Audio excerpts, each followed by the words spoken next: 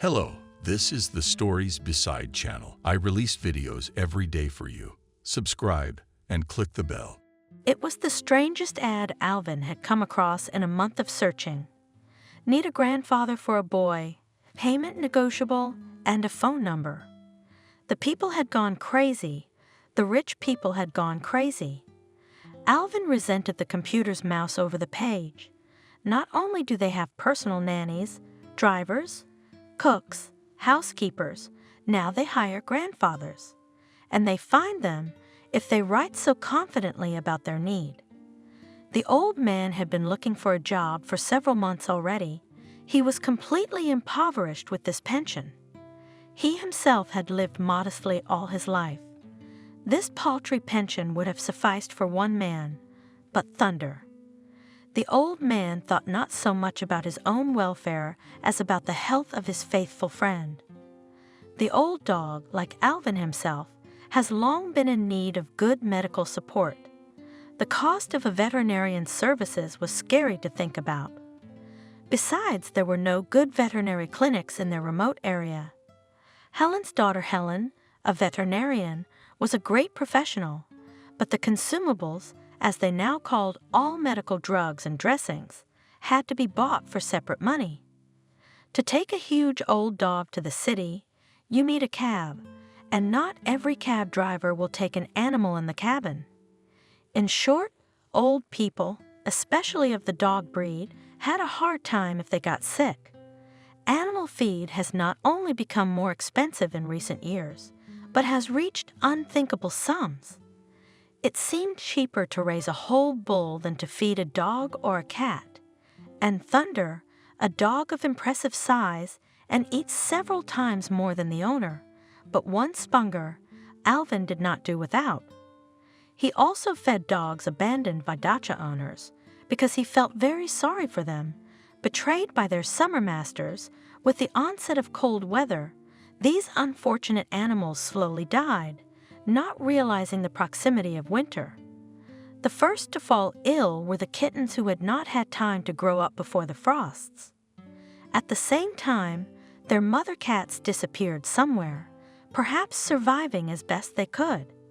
Squinting their blind, dirty eyes, these abandoned ones crawled out into the weak September sunshine and gained warmth in their fur, but only for a short while. Cold, damp weather would come, and the kittens would disappear somewhere one by one. Adult cats were more viable after all. Nature had endowed them with hunting habits, but even they could not survive the harsh winters. Dogs fared even worse. Loyal to man, they were accustomed to take ready food from the hands of their masters. It was simply impossible for them to get food in the abandoned village in the fall. The villagers did not keep chickens. They did not leave food for their meanly forgotten pets. So Alvin supported them as much as his small pension allowed. He lived in his old dacha. The city apartment was completely ceded to his daughter Helen, who could not arrange her personal life. The old man did not complain. He even liked living at the dacha. No fuss, forest, near the river and clean air, not like in the city. The main thing for an elderly person is peace and quiet. Adult loneliness is not stressful at all. If there are no health problems, it is in youth the soul tears to friends, in a noisy company, to fun and dancing. Every hour, even every minute of communication. Personality absorbs the surrounding world, as if pulling out of it through the environment, the most necessary and important for themselves, and an adult, established man, so much noise is not needed. On the contrary, he has so many thoughts and images in his head, so many things to think about, and yet it would be difficult for a pensioner, in this dacha area almost alone, if not for the joys of civilization. In the village there was electricity, excellent mobile communication, and most importantly, the internet. On any occasion, Alvin went to search engines, read a lot, studied everything that interested him and what he had not been able to do before. He always had a need and could not sit idle for a day. Now that he had finally retired, he was thinking of ways to strengthen his economy, as he called the simple economy, and all the money matters. During the summer months, all the old man's money reserves were exhausted, and he decided to find a feasible job. Don't hesitate, his neighbor told him cheerfully. Jacob, a fat dacha owner, was gnawing furiously with his strong teeth on an apple that had just been plucked from a nearby tree. There's someone to guard the dachas here in winter anyway. Go on, here's a great job for you. Pensioner thought to go and guard, but not so. If before old men worked in these positions, now the easy job was taken by young and strong guys from all kinds of security firms. In the evening, tired from the days running around the village in search of the bosses, Alvin sat on the porch. The dog, who was nestled near his feet, put his head on his lap. Did Thunder see what was going on? What is so important that they are guarding there, that such strong young men are assigned to the objects? The old man asked, stroking the dog's big head. After all, you have to work on such guys, and they sit there, doing nothing but playing on the phones. He sighed heavily and with a nod, saying goodbye to his friend, who was used to communicating with the dog as with a man. The old man went into the house to think about the next day.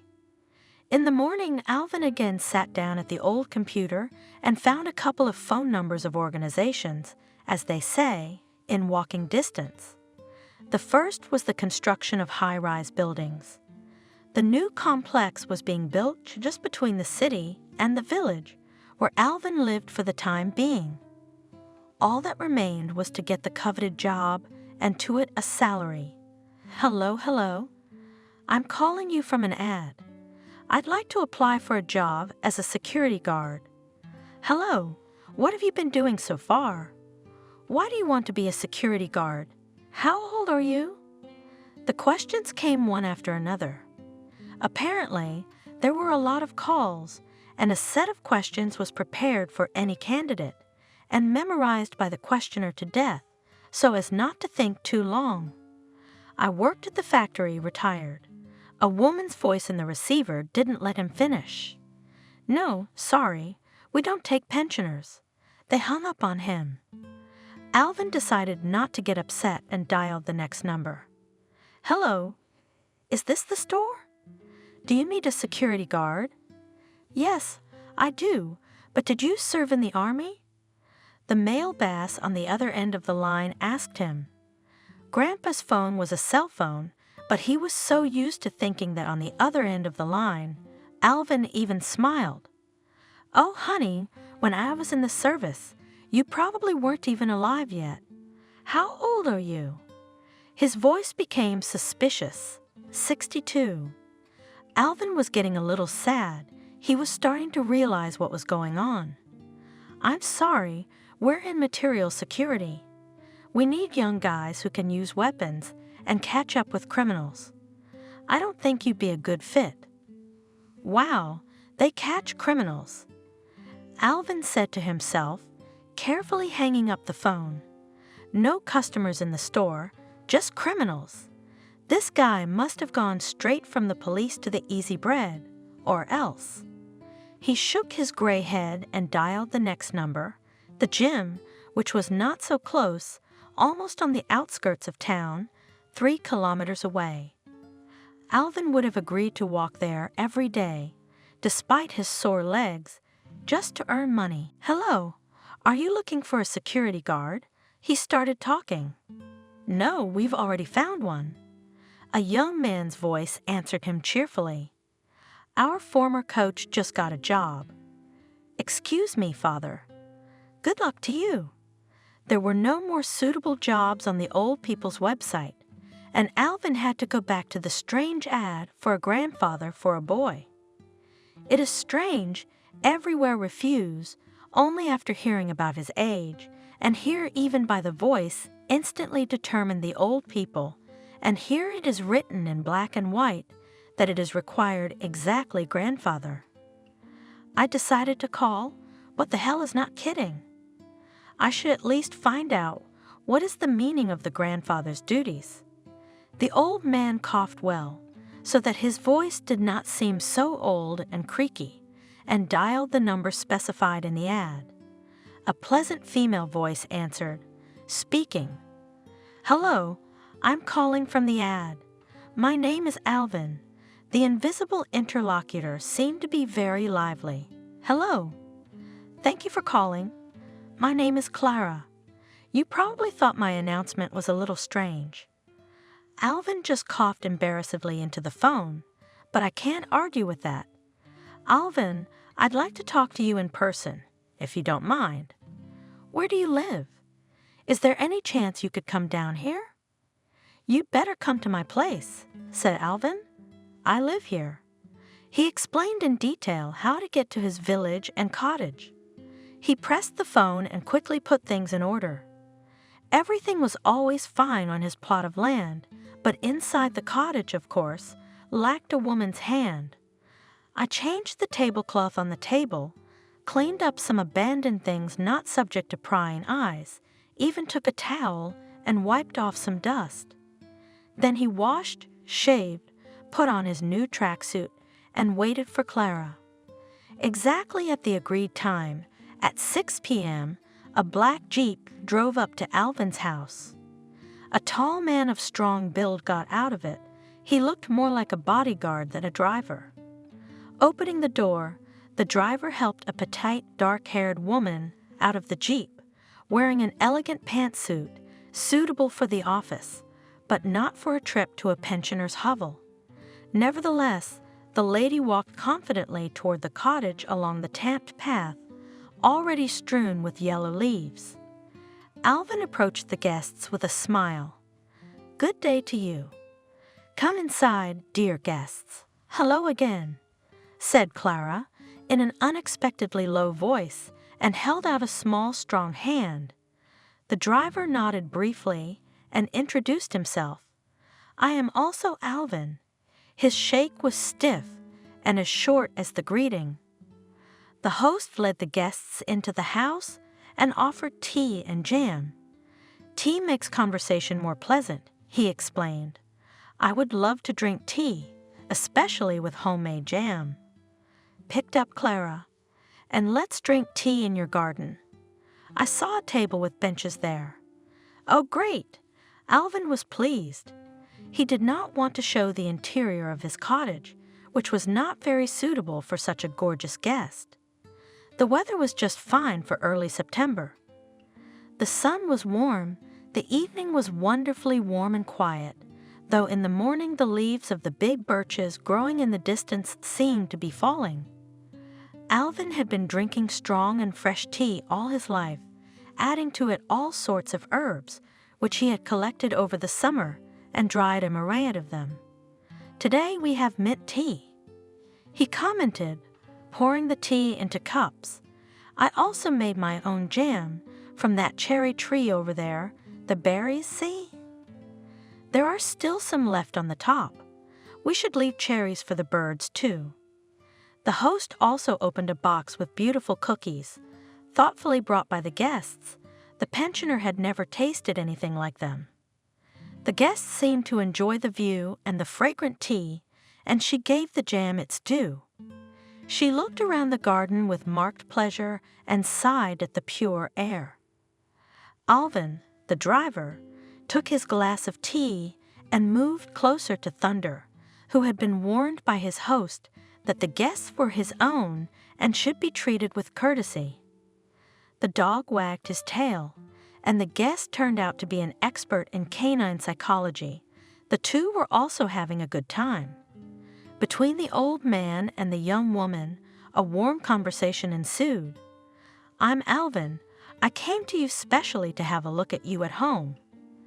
At home a man is really open, and you are a hospitable man. It immediately disposes to you. At first glance, everything about you suits me. You do not drink, tidy look in the house, and in the garden you have order, and therefore in the head order.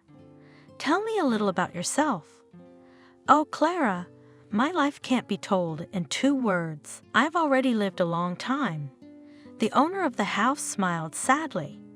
"And you are not in a hurry. I am free from all business for today. The whole evening is free, and you will have a rest from business." My life flowed like all men of my generation, in general. Started Alvin. Finished school, straight into the army. What's it like here?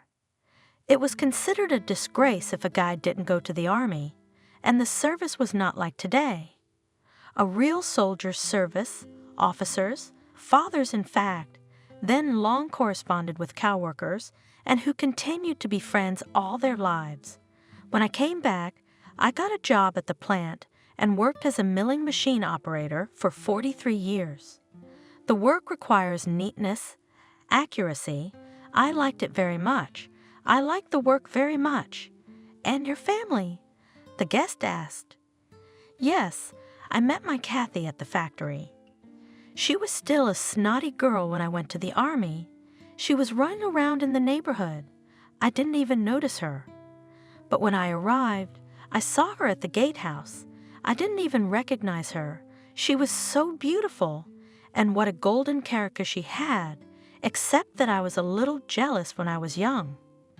Alvin laughed embarrassedly. What to say now? It was so long ago.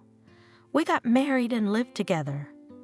Alvin did not like to lie and never deceived anyone, but there was a secret in his life that he had to carry with him. The only person privy to it was his wife, his favorite Kathy.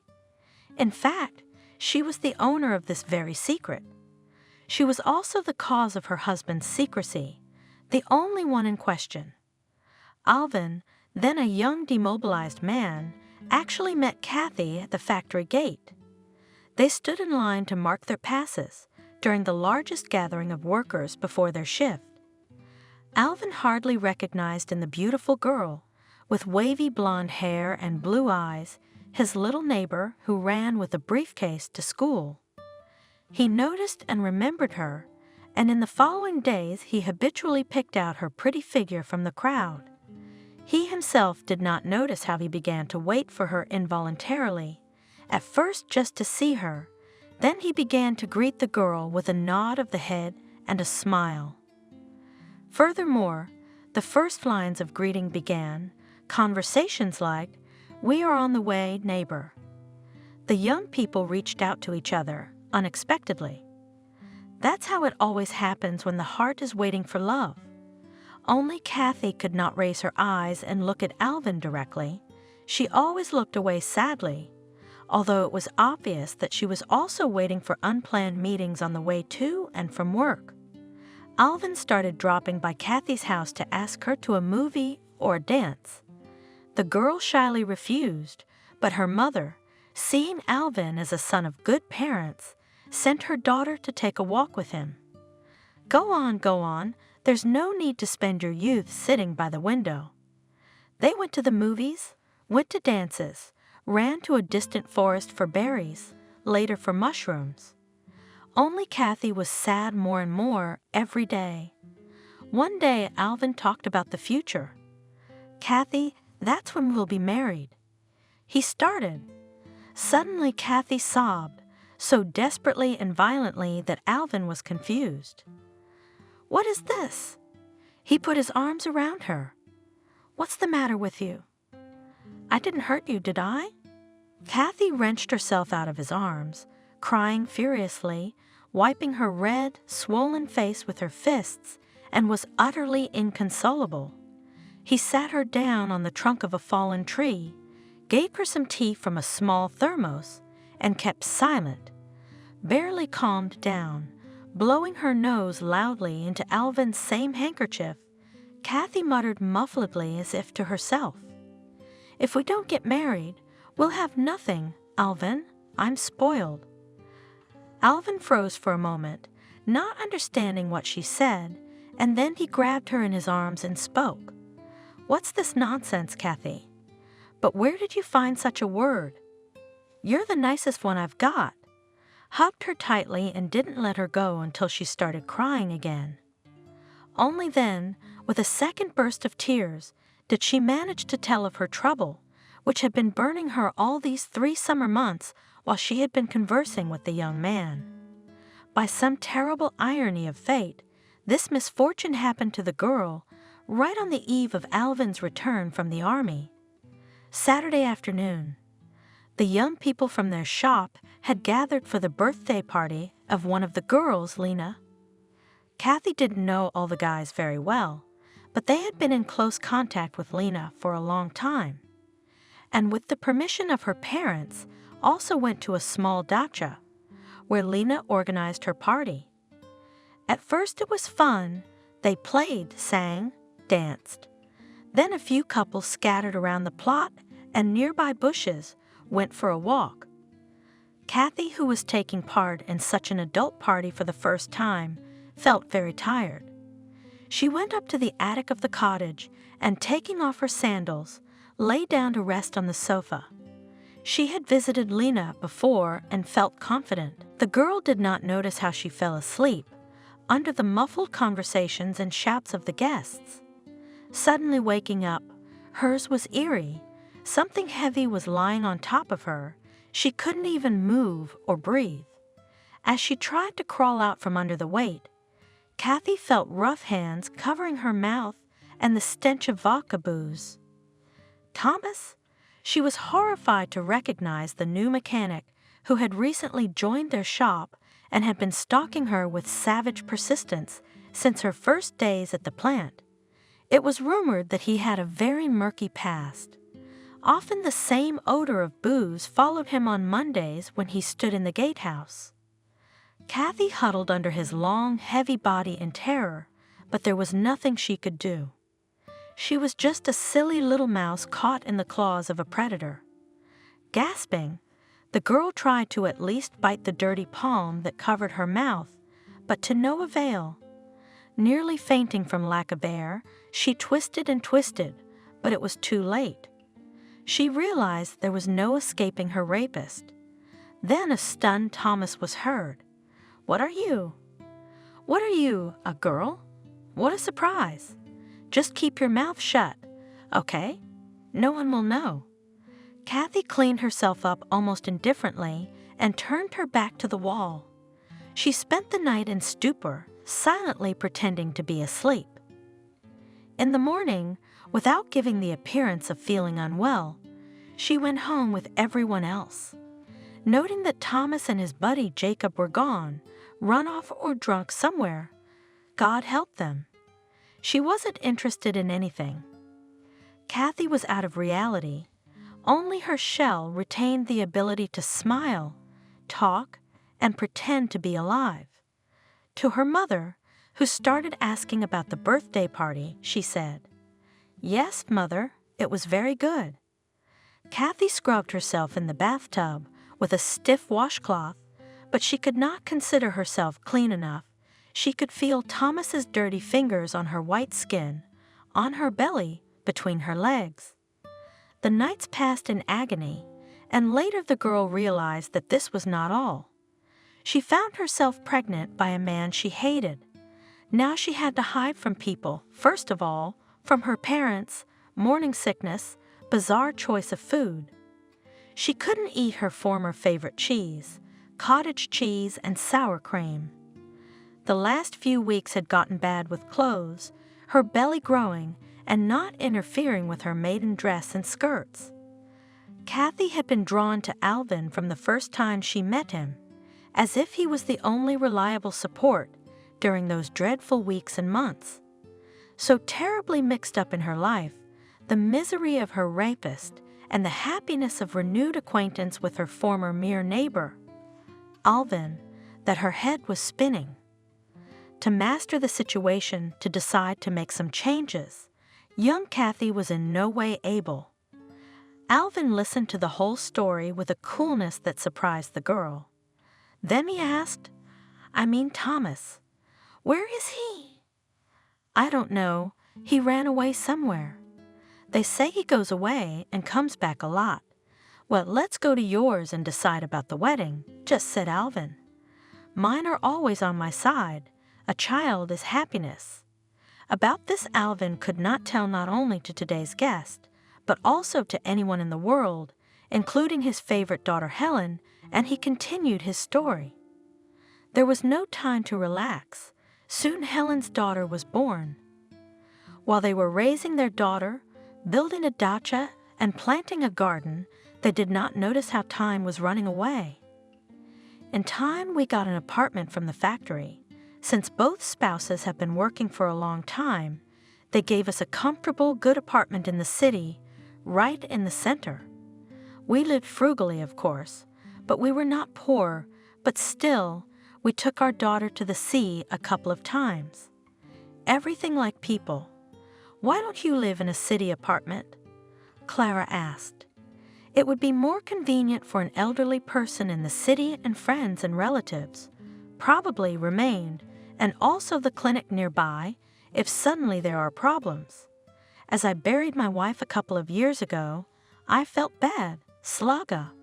Lowering his head, the old man answered, everything reminded me of her. All our friendly years were remembered. I felt sad, and my daughter had grown up. She had no luck with family matters. Her husband turned out to be unreliable, a drunkard. She left him before it was too late. She decided it was better to be alone than to waste her life with a drunkard. So I decided to leave her there, in her home apartment, and I moved here. It's nice here. Spreading his arms, Alvin sighed widely and freely. I'll always find something to do here. There are plenty of neighbors in the summer. Every now and then they call me to help with something.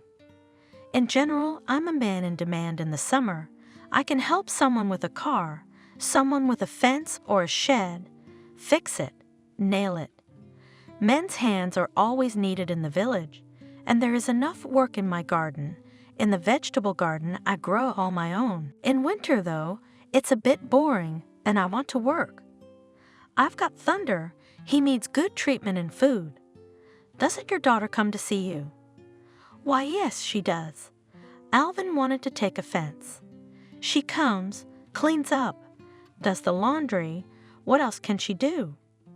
Sometimes she takes away the gifts of her native land, as they say, but she's always busy. She works as a veterinarian. She has a love for animals since childhood, from me, apparently. My daughter and I have always, then a sparrow, fallen nursed, then kittens picked up and put. That's why she decided to study to become a veterinarian, to help our lesser brothers. And my Grom, he is also one of those dogs that are abandoned by their owners when they go abroad. And this happens? Surprised guest. How could it be? There is no worse traitor than a man who tamed an animal and abandoned it. Alvin replied angrily, You should see how many abandoned cats and dogs are left in our village when their owners go to the city. They have a friend, a temporary vacation, you know? And then they go to the city, don't care about yesterday's friends, and animals in an empty village without people's help. How are they supposed to survive? Alvin was not on the point of getting nervous, having touched on his sore subject. That's what I wanted to do. I've got a lot of them here, loyal friends, all hungry. Oh, is that what this is about? Clara gasped. Yes, my Helen saw Thunder and couldn't resist. One day, very wealthy people came to her clinic and asked her to put the dog to sleep. A healthy, beautiful German shepherd. How could they just kill him like that? Helen Mine was just numb with indignation and horror. The owner of the dog didn't want to hear anything. People like him, you see, only hear themselves. All the more that tickets abroad for Grom's owners had already been bought, and they were not going to cancel the trip. Helen Auer only waved her hand, did not even look at the bill thrown by the owner. How can you evaluate life and death? The owner left without saying goodbye. Well, Helen left Grom, hoping to attach to good people, but no one wanted to take an 8-year-old dog, even for free. Helen Mai, as she saw Grom, so and attached, but to take to himself in the city apartment, of course, could not. wanted later still to find for him the owners. Daddy asked me to take him for a couple of days or a couple of weeks. How can I help my daughter? I look at the dog, and his eyes are so sad, as if asking, why did they do this to me? Are you like that too? Believe me, Clara, I felt so ashamed in front of him. Not for me, of course, but for his heartless owners. I realized he was my dog. I immediately fell in love with him, and here we are, 2 old men. What a wonderful daughter you have, Alvin, said the touched guest. It's right, you brought her up. My pension is small and thunder, and I don't have enough, so I decided to look for a job. Now I have a question for you, Clara. Why do you need a grandfather? I think, with your financial situation, you could hire nannies, teachers, or whatever they are, governesses for the boy? The woman smiled, an open, clear smile. Well, my Adam hasn't needed babysitters for a long time. He's 9 years old. But we have a problem with Alvin. My Adam is disabled. He's in a wheelchair. My son was born a normal child. Everything was fine, but only just. I'll start at the beginning. Tell me about it. Alvin prepared to listen. I'll start with the frank. Adam was born without a father. Because of my serious work and busy schedule, nothing worked out with men. Some people see that I have a character, you must admit, strong-willed. They were afraid they'd live their whole life under my thumb. A strong woman, you see, doomed to loneliness. Others, there is such a type, drooled over my property, dreaming how they will live for many years without poverty. So many years have passed in labor. It would seem everything is prosperous in my business, but happiness in my personal life as was not. And no, I couldn't find a man to marry, so I decided to have a child for myself. Well, that's your right, Alvin said. Things happen in life. The main thing is that you have a son. Of course, the woman said hotly. I was happy, Father Adam. He does not even suspect the existence of a son. I made up my mind. The fact is that he is a family man, quite established, a successful businessman. I met him through my work. We had common projects. I don't feel comfortable telling you too much of my personal life. Maybe you don't need it at all. But today I want to be frank. Do you understand, Alvin? Of course I understand. That's what Alvin said. Please tell me everything. Don't be shy. Sometimes it's important to tell someone. Yes, it is. I'm used to dealing with things on my own. My mom wasn't much help with that sort of thing. Maybe she wouldn't even accept my decision to have a child out of wedlock. But this man, it seemed to me that he would be a good fit for my life.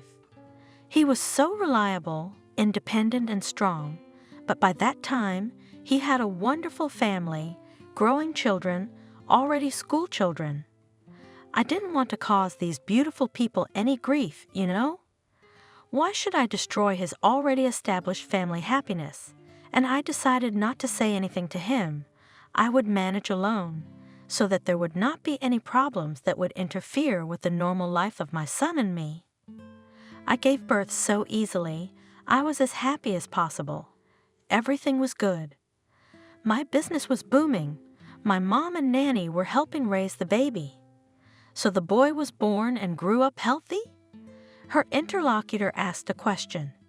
Yes, everything was going fine. When Adam finished the first grade, I bought a trip to the islands for Mom and son to have a rest.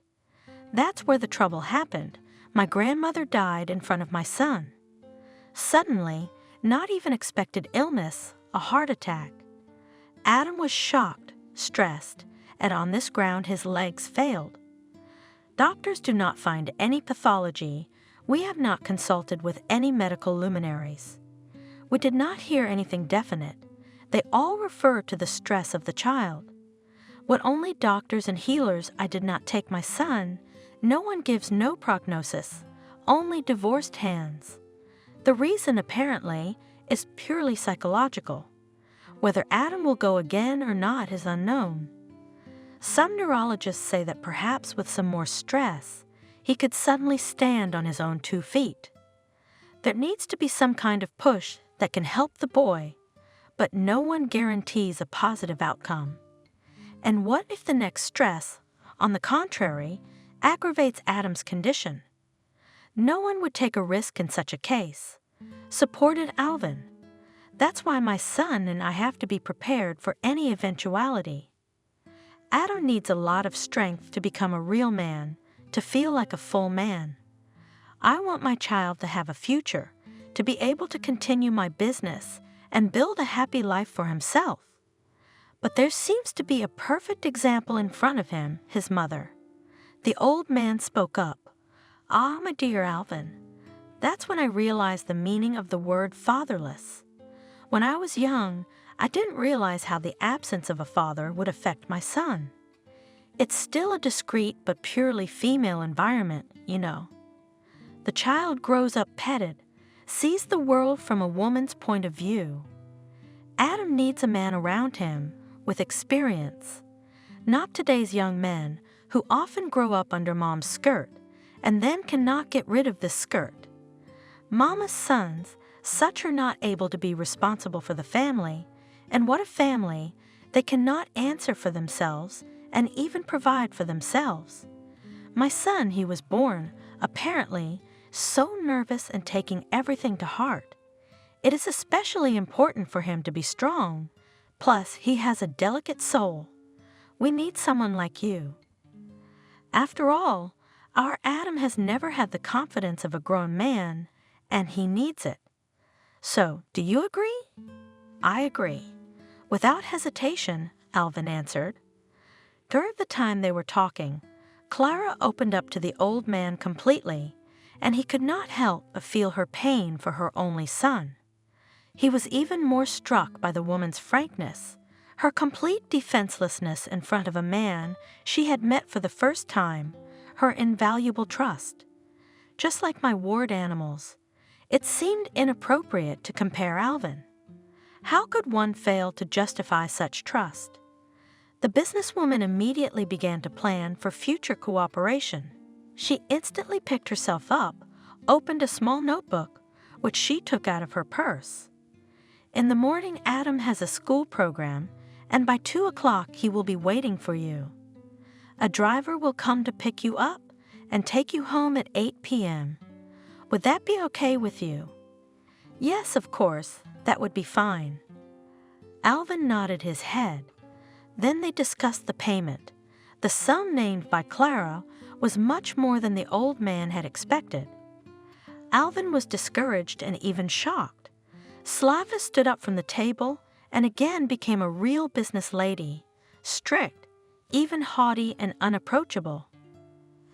Outwardly it was manifested in a slightly stronger compressed lips, proudly raised head, even her height became as if higher. After saying goodbye, the woman left. Alvin was so tense that he was preparing in advance for the upcoming sleepless night. He was very tired from the long conversation. It had been a long time since he had had to empathize with such deep feelings of another person, and he couldn't believe that he would get such money for working as a grandfather. "Well, Thunder, let's get on with it." He patted his pet's head. "We'll find out tomorrow. Old people often worry about all sorts of things. They tend to sleep badly both after good news and bad news." Alvin was no exception to the rule, and after seeing his new acquaintance off, he couldn't sleep for a long time, tossing and turning in his not wide bed and imagining tomorrow morning, what it would bring him, how he would cope with his new position as a grandfather. It's easy to say, but in fact, the task is very, very difficult. Will he be able to find a common language with the boy? Will Adam like to communicate with a strange old man? That's the challenge. Alvin did not think that in his old age he would want to like someone. Grinning at the unexpected thoughts, the old man turned on his left side and finally fell asleep. He woke up early, as was his habit, with a feeling of lightness and some good feeling in his soul. Then he remembered, I'm going to work today. I'm going to meet a nice guy. He quickly prepared a simple breakfast, fed Thunder, and cleared the table. He was on time. At the appointed time, a car came to pick up Alvin. Alvin's driver honked the horn and looked out the window and waved to Alvin. Good morning, Alvin. Ready? Yes, Alvin. I'm on my way. The old man replied, and turning toward the dog kennel, he ordered, Thunder, you're in charge. Keep order. I'll only be 8. Don't miss me. He locked the flimsy cabin door for good measure, put the key in the usual place he and Helen knew about, and ran off the porch. A black Jeep drove them to Slag's house in a matter of minutes. Already at the entrance, it became clear that the neighborhood was very prestigious. A high fence limited the part of the building. They had to pass through a closed gate with a barrier, at which stood a guard. In a booth at the gate was a telephone set. That's what I got, mumbled to himself Alvin, and said aloud, It's like a closed town here. Yes, answered Alvin with his usual laziness. We've got celebrities living here. They're afraid for their lives, you see. Alvin felt a little uncomfortable, to say the least. He did not like to enter an unfamiliar space on a bird's license. The farther they drove into the buildings, the higher the houses were, the more imposing the fences, and now it was not houses, but whole castles rising among the trees. Alvin had never seen such wealth before, except in the movies, and he felt a little shy. The house in which he was to work was also large and beautiful. Alvin led him up the front stairs to the door and held out his hand, inviting him in. Mary, we're here. He shouted loudly into the back of the house and immediately turned and walked away to his car. Alvin was a little afraid to tread on the shiny parquet floor and probably looked confused, but help came in the form of a ruddy, full-figured woman in a white apron who appeared out of nowhere. Hello. My name is Mary. I'm the housekeeper. And you are, as I understand, Alvin.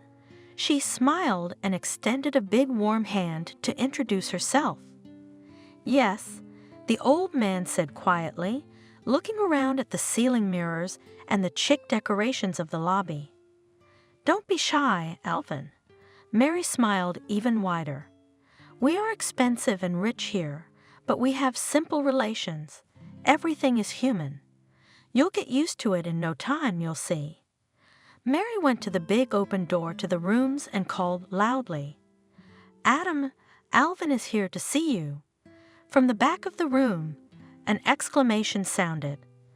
Then there was a soft squeak of wheels, and a light wheelchair rolled into the lobby, in which sat a thin, dark-haired boy, easily recognizable as Slag's son, the same warm look in his brown eyes, the same smile. But only a person lucky enough to see the boy's mother in such openness as Alvin had during yesterday's conversation could see the resemblance. The boy approached his guest and smilingly extended his hand. Hello, Alvin. I'm Adam. The old man shook the boy's skinny hand and said, Well, hello, Adam. You can call me Alvin, or you can just call me Uncle Alvin. Well, come on, I'll show you my room, said Adam and rolled forward, at the same time telling about his home. The boy was obviously happy to meet the new acquaintance and wanted to present his favorite corners as much as possible. Alvin looked at Adam with attention and as if he saw himself as a child. He had no experience with boys, no sons or grandchildren yet, but looking into the child's lively face, he vividly recalled his childhood years. What was he curious about? What could he interest the little acquaintance in? And Adam did not seem to be thinking at all. He was showing the guest his household with joy. On the contrary, he showed Alvin his new computer. Do you use the computer? Asked the boy. I have to, but I have a very old one. The man answered. Alvin watched with interest as the boy quickly tapped the keys and typed the necessary words in the search engine. The first word was router. Adam wanted to show his grandfather the possibilities of Wi-Fi. Come on, Adam. Alvin rushed to him. Explain to me again, how can I connect to it? His daughter gave him a good smartphone for his birthday, and now Alvin was, as they say, armed with the latest knowledge through the internet. But he didn't have Wi-Fi in his cabin, and he was happy to learn from Adam about its possibilities. The men had a lot to discuss before Mary called them to the table. They talked as equals. Alvin had no time to marvel at how much Adam knew. They went to the kitchen, where the table was set for two. You're welcome, Mary said in a friendly voice. It was obvious that she was glad to have a new face in the house. Inviting the guest, Adam. Mary always feeds me an afternoon snack, Adam said. We have dinner with Mom. That's later in the evening. Mom is always at work. Sometimes she comes late, and I wait for her. That's when Mary scolds us. How can you not? You'll get sick to your stomachs living like this. Mary grumbled good-naturedly. The child is hungry. He's bored to eat dinner alone, and Clara is burning with work, forgetting everything. How can you do that? Yes, war is war, but dinner is on time, as they say. Caught up with Alvin. Adam, you should grow up, eat properly. All your strength goes into growth. At your age, now's the time to build muscle. Yes. Adam was surprised. And how to build them? Is it to be like wrestlers or heavy athletes? And that, my dear fellow, is to eat more meat and vegetables, answered Alvin. And exercise, strengthen arms, legs, food should be well mastered. Then he realized that he had talked about arms and legs for nothing. But looking at the child's interested face, he continued, Here is my daughter treats animals.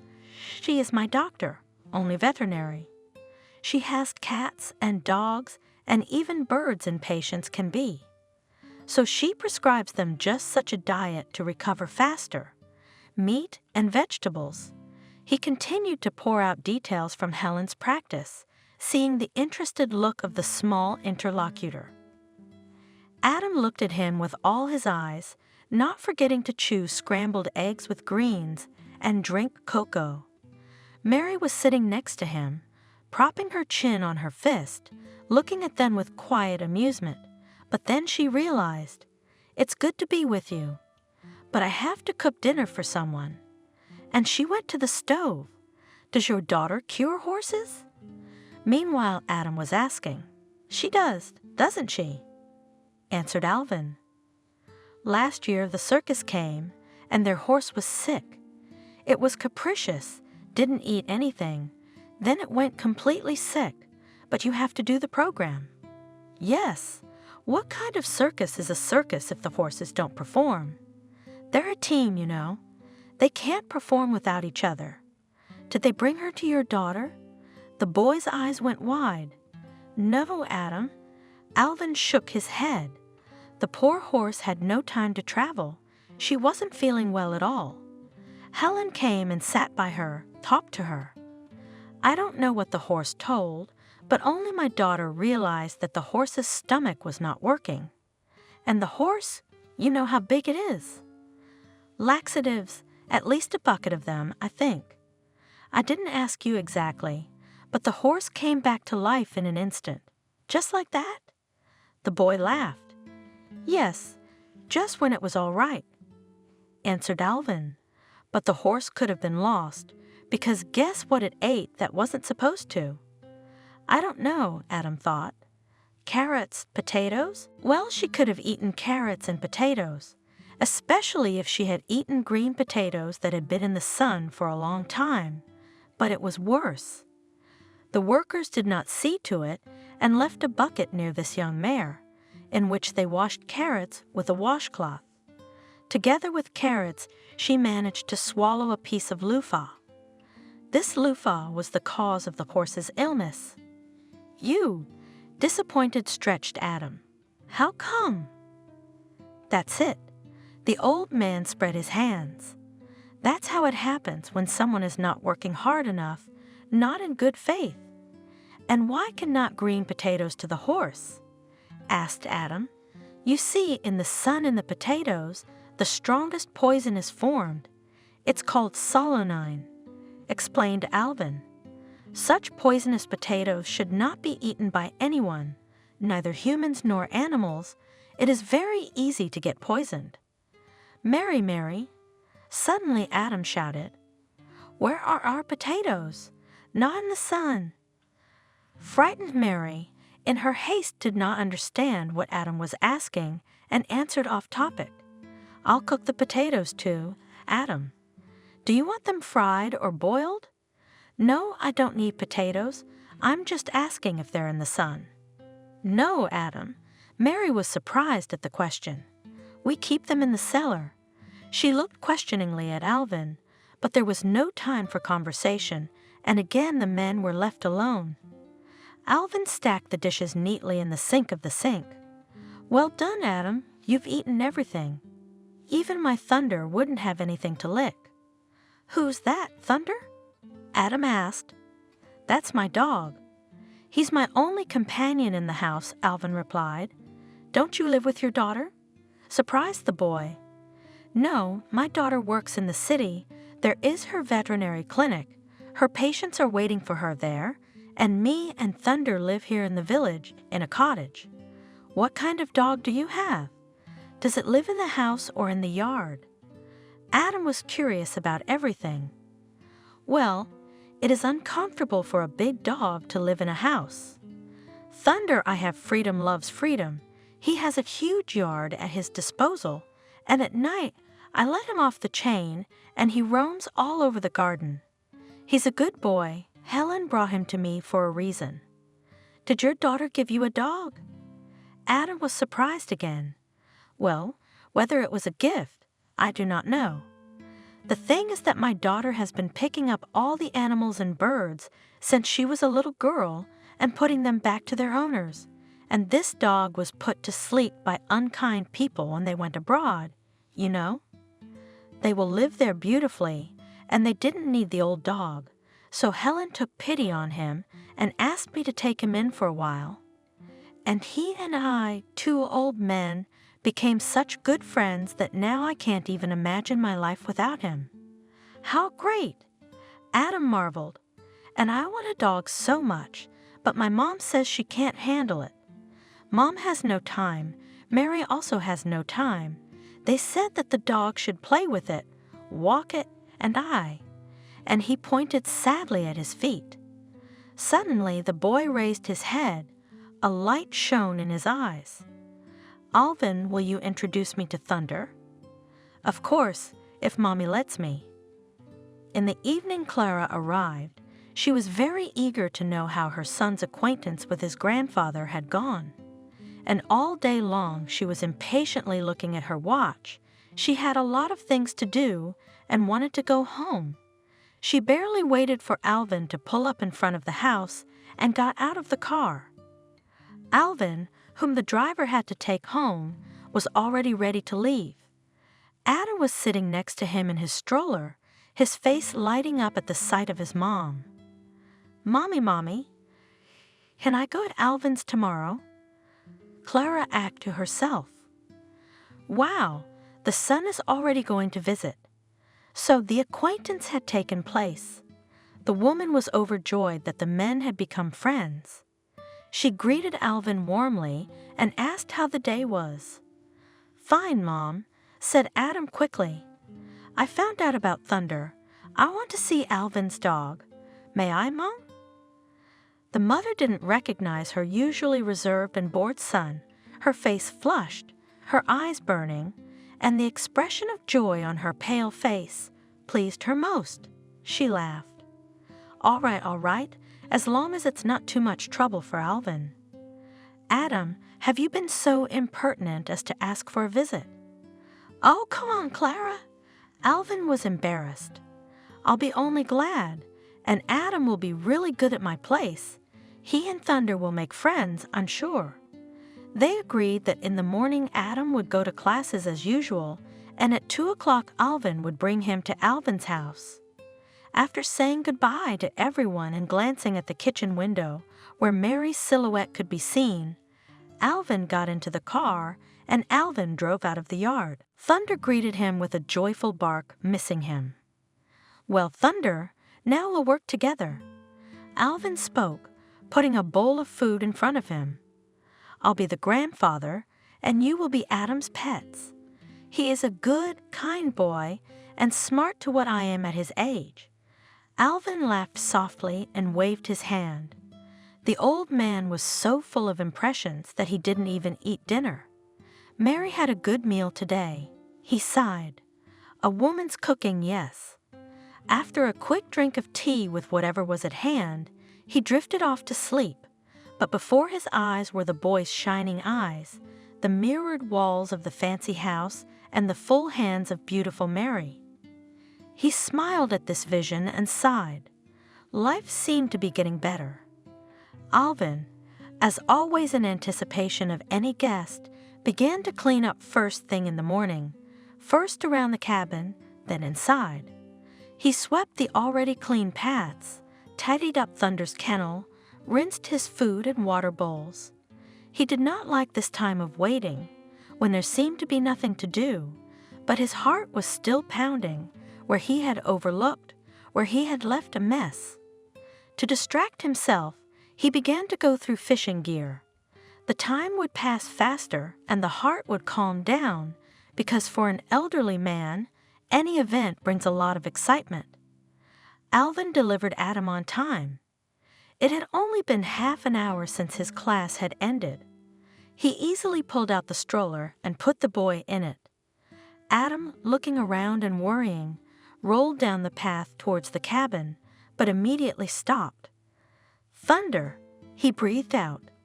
The dog looked directly at the boy with her intelligent eyes, alert with her beautiful ears. She licked her lips and Adam laughed. "Well, Thunder, meet him," said Alvin to the dog. "This is our Adam. This is your own. You will serve him as you do me. Do you hear?"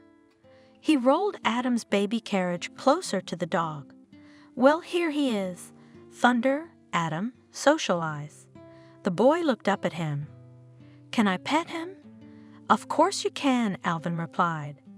The boy slowly reached out his skinny hand and with a careful movement, placed it on the dog's big head.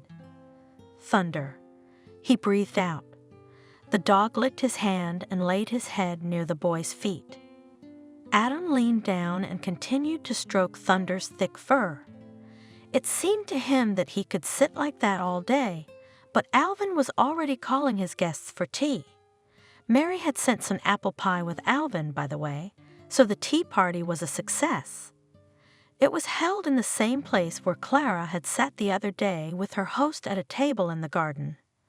Thunder watched them from his seat, squinting his intelligent eyes and wagging his tail. In the fresh air, Adam's appetite was great, even took a deep breath after lunch. "Ooh, he's full. Shouldn't we guys go to my daughter's veterinary clinic?" Alvin suddenly suggested it. "Alvin, you're with Adam tonight, right?" "Yes, that's what Clara ordered," answered the mighty Alvin in a bass voice. "Let's go, the weather is great. The day is wasted. Come on, come on." And he began to put Adam in the car with jokes he only managed to shout. "Bye, Thunder, I'll come to you." The veterinary clinic struck Adam so much that he kept silent for a long time, only listening attentively to Helen's story. The girl was not expecting guests, but was pleased with her father and his friends. "This is how we work," she said, showing Adam treatment rooms, devices and couches for four-legged patients, and special devices to hold patients in the right position. It would be nice, of course, to update a lot of things, to make repairs, but the boy saw a lot of animals that were receiving medical care. Helen also showed the shelter where the animals are waiting for their owners, who have to leave them here for a while. Adam was particularly impressed with Adam, a ward for abandoned animals and birds that had been abandoned by their previous owners. There were also those who had been found, brought in by kind-hearted passers-by. Veterinarians helped them, but they could not arrange permanent residence for these pets, and the poor creatures had to huddle in a small adapted room where it was dark and quite cramped. Unfortunately, we don't even have any money for them. With a heavy sigh, Helen said, "We feed them what we can. It's a pity for them." The boy was so amazed by what he saw that he drove home in silence. When he was brought home, he waited impatiently for his mother. Finally, she entered with a smile to her son. "Well, what news do we have today?" "You know, Mom, I've been waiting for you so much," declared the son. "I wanted to ask your permission. Can I give my money to feed the animals?" "Wait, what animals?" The woman was surprised. "There, at the veterinary clinics at Helen's, the animals there have nothing to eat, you know? They don't get any money for food. Helen said so." The boy told his mother for a long time about his impressions, about the house, about the abandoned animals. She looked at her son and her heart was warm. She did not expect that the little heart of her child was so kind. "Do you want to help them?" She finally asked when Adam had finished his story. "Yes, I broke my piggy bank. There is a lot of money in there." "What do I need it for?" "I've got everything, Mom, don't I?" "You do." His mother answered him affectionately and stroked his head. "You have a good heart, son. I'm proud of you." "So it's okay." The child's eyes shone. "Well, of course you can, because it's your money. You can spend it as you wish, and it's a good thing." Clara was shocked by such an independent decision of her son. The woman saw in what an elevated mood the boy was. "And this is for 2 days of getting to know Alvin," she thought. "No, I did everything right. A man with invaluable worldly experience. A decent man. It should have happened. I hadn't made a mistake in choosing my grandfather." Meanwhile, Alvin, too, was under a strong impression of the last days of his life. His regime had changed.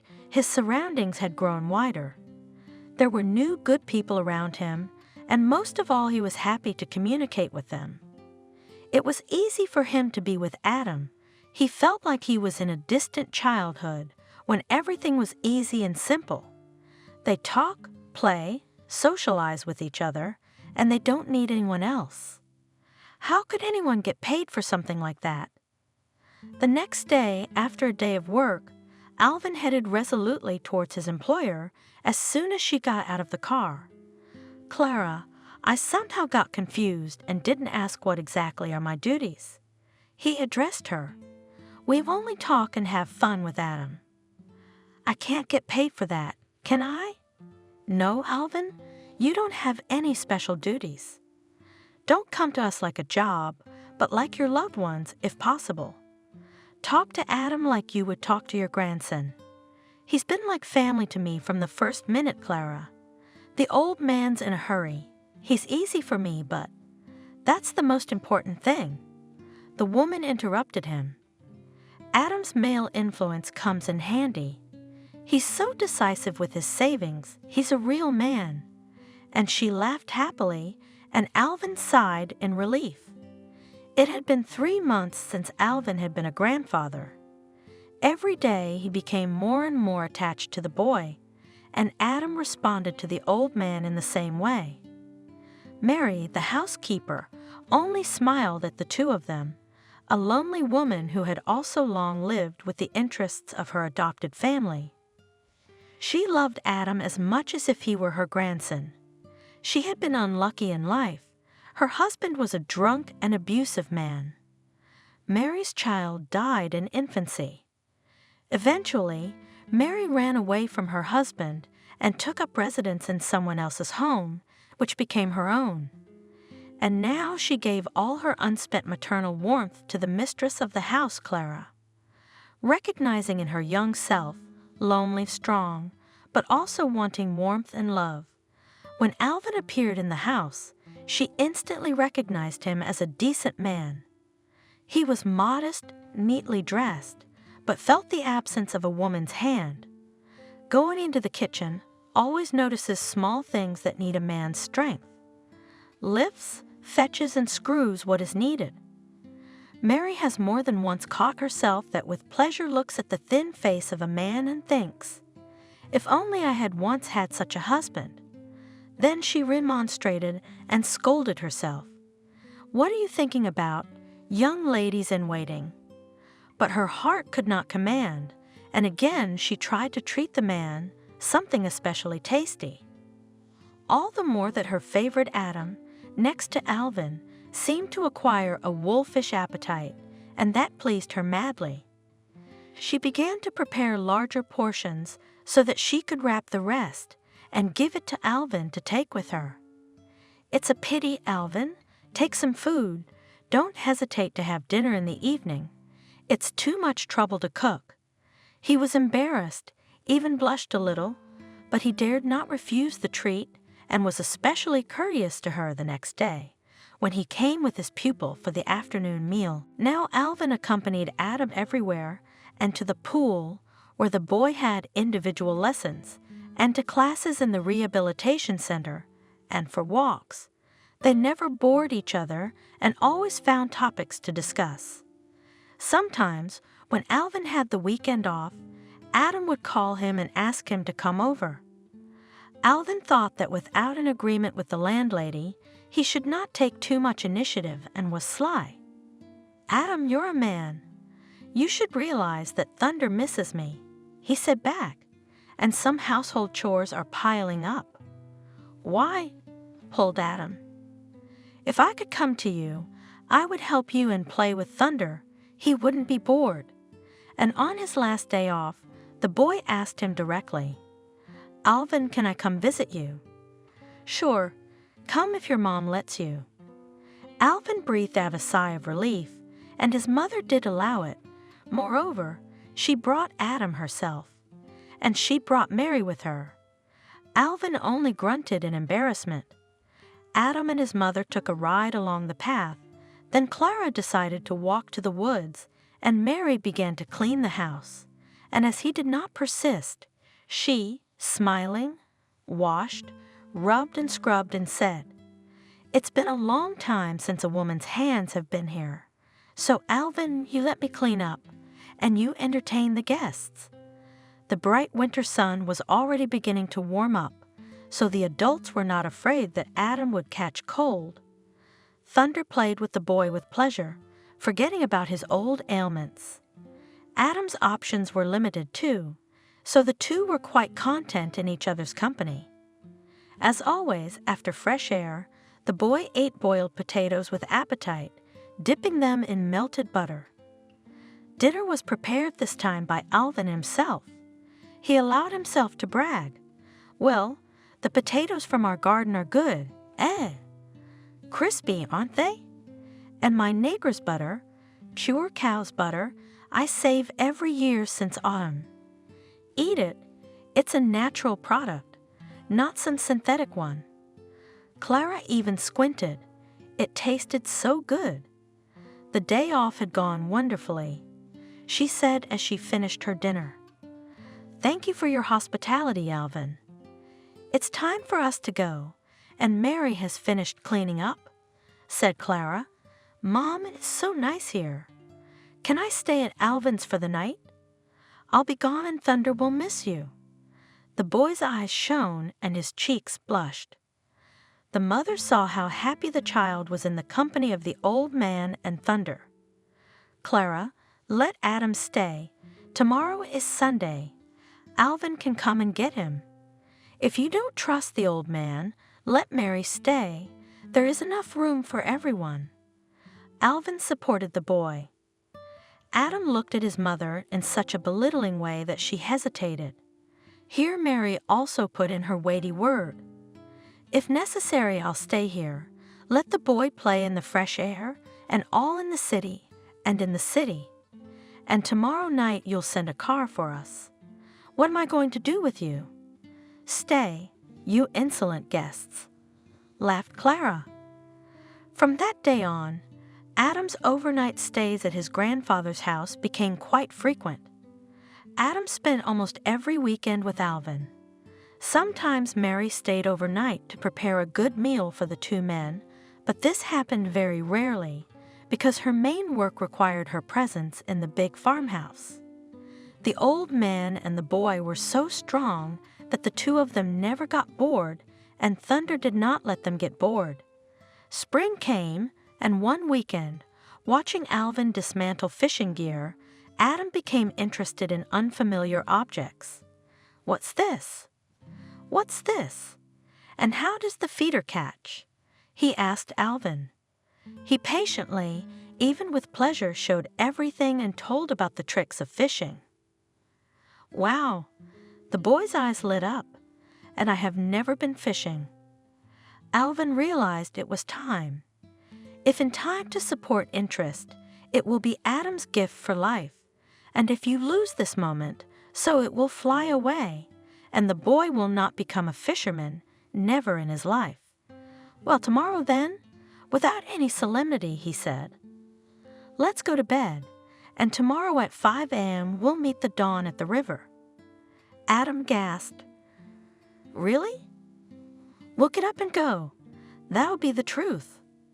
We're our own masters, aren't we?" Trying not to show his excitement, Alvin answered him. Yes, he was worried. The boy was not used to hardship, the damp morning, the chill, and the damp air. There was no telling if he would enjoy it all, but it was said done. Up at the right time, quickly packed and set off. Mary grumbling and putting on Adam a warm old Alvin jacket, kept shoving them a bag of food, then crossed discreetly to the boy his stroller. It was Adam's first fishing trip. You can't go far in a stroller, and it was decided to fish in the pond, about 500 meters from the road. The old man spoke in detail about how to fish properly, how to string worms, how to cast the rod. At morning dawn, beat good, Alvin began to drag one fish after another.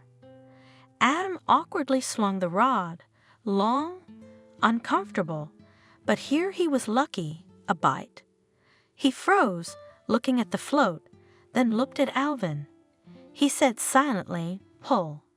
The boy pulled the rod. A small, silvery fish flashed in the air. "Yay!"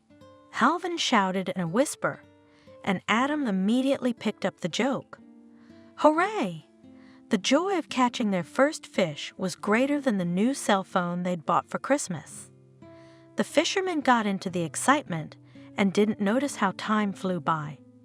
Soon there was a nice catch in the bucket. Alvin was pleasantly surprised that Adam did not show any weakness of spirit. He patiently chased away the mosquitoes that were so pesky as the air warmed. He didn't whine when the fishing hook got caught in his hair, and in general, he was a tough little man. That afternoon, Mary boiled the royal fish soup in her own special recipe, and the rest of the fish were roasted on the brazier, and the men went together to build the fire and clean the fish. Despite being tired and unaccustomed to hard work for him, Adam did not think of giving up. He also cooked fish on the fire for the first time in his life and was proud that he was really helping adults. He enjoyed looking at his hard-earned calluses and scratched, hooked fingers. He might not become a fishing enthusiast, but this joy would stay with him for the rest of his life. Alvin thought, and Mary, looking at the way her favorite flies to the soup, rejoiced, strengthened health and ruddy cheeks Adam. Summer days passed one after another. Adam got tanned and strong. Mary laughed. Before this summer, she had been racking her brains, inventing a particularly tasty dish for the boy, but here he ate everything and asked for more. A healthy body is a healthy spirit. The driver Alvin exclaimed, feeling how the boy was getting stronger. He had to lift both the child and the wheelchair to load them into the car, and he could tell exactly how much his ward weighed before his walks with his grandfather and how much he weighed now. Fall was approaching again. One Saturday evening, Mary and Adam also drove over to Alvin's house to take a break from the noise of the city and enjoy the last of the warm money together. Mary and Alvin, for a long time, have not hidden mutual sympathy, and the woman did not hesitate to come to patronize in his bachelor household to prepare dishes tastier. It was a quiet, peaceful evening. Nothing boded ill, but age sometimes gives out unexpected and unpleasant things. In the evening, Alvin suddenly felt sick, shortness of breath and dizziness. In order not to cause panic in Mary, already prone to excessive worry, he quietly called Adam. "Adam, I don't feel well. My blood pressure must be up. We won't make any noise, or we'll scare Mary. I'm going to take my medicine and lie down while you feed Thunder. I'll just lie down for a while, and then we'll go to dinner with you." Adam nodded understandingly and rolled the baby carriage to the dog kennel. He fed Thunder, scratched him behind the ear, and talked to his four-legged friend. It was time to go after Alvin. When the boy pulled into the old man's room, he saw Alvin lying on the bed, the man's eyes closed, one arm dangling to the floor. Adam was frightened. It seemed to him that the old man was not breathing. "Grandpa Alvin, don't die," shouted the boy. Without remembering himself, he jumped up sharply from the chair and took a few steps towards Alvin. But from the strain near the very bed, he fell to his knees. Alvin jumped up on the spot in horror. "Jesus, Adam! What happened?" He shrieked, scooping the boy up under his arms, lifting him off the floor. Adam, both crying and laughing. "I was frightened. I thought you were dead." "Well, Adam, don't cry. It's all right. Nothing's going to happen to me. It must have been the medicine, and I dozed off. And you? Did you come to me by yourself?" "I don't know. I guess I don't remember. I was really scared." Alvin sat on the floor, cradling the child, and could not understand anything. Was Adam so shaken by the fright that he was able to take independent steps? The man believed and disbelieved, but for now he was afraid to test his hunch. Adam sobbed one last time and looked up at him. "Grandpa Alvin, don't tell Mom I cried," he said embarrassedly. "Oh, come on, honey. Of course I won't. Did you cry?" "I didn't see any tears." Alvin pressed the child's blonde head to his breast and kissed the top of his head discreetly. He was touched to the core by the boy's anxiety. Meanwhile, a frightened Mary appeared in the doorway, having come running to Adam's shrieks from the far corner of the garden. "What on earth is going on here?" she exclaimed, poking her head through the doorway. "Is everyone alive? What's going to happen to us? We are strong men, almost heroes," answered Alvin with a smile. He pulled Adam away from him and offered, "Come on, let me lift you up, and we'll try to take a few steps. Don't be afraid, Adam. I'll hold you up." The old man lifted the boy off the floor and held him up until the boy had his legs spread firmly. Mary froze in tense anticipation, but remained patiently silent. "Well," quietly ordered Alvin, and Adam took the first step. Even though his grandfather held him with both hands, even if it was only one step, but he took it himself. Adam was covered with sweat, his face was flushed, his eyes were fixed on his feet, as if he was mesmerized by their movements. Alvin gently nudged him forward, and the boy took another step, then another, and now the old man slowly led him around the round table across the small room. After taking a few steps, Adam looked up at his grandfather with some crooked, tortured smile, as if not believing himself. Then hesitantly, with Alvin's encouragement, He took a couple steps toward the exit. Jesus, Adam.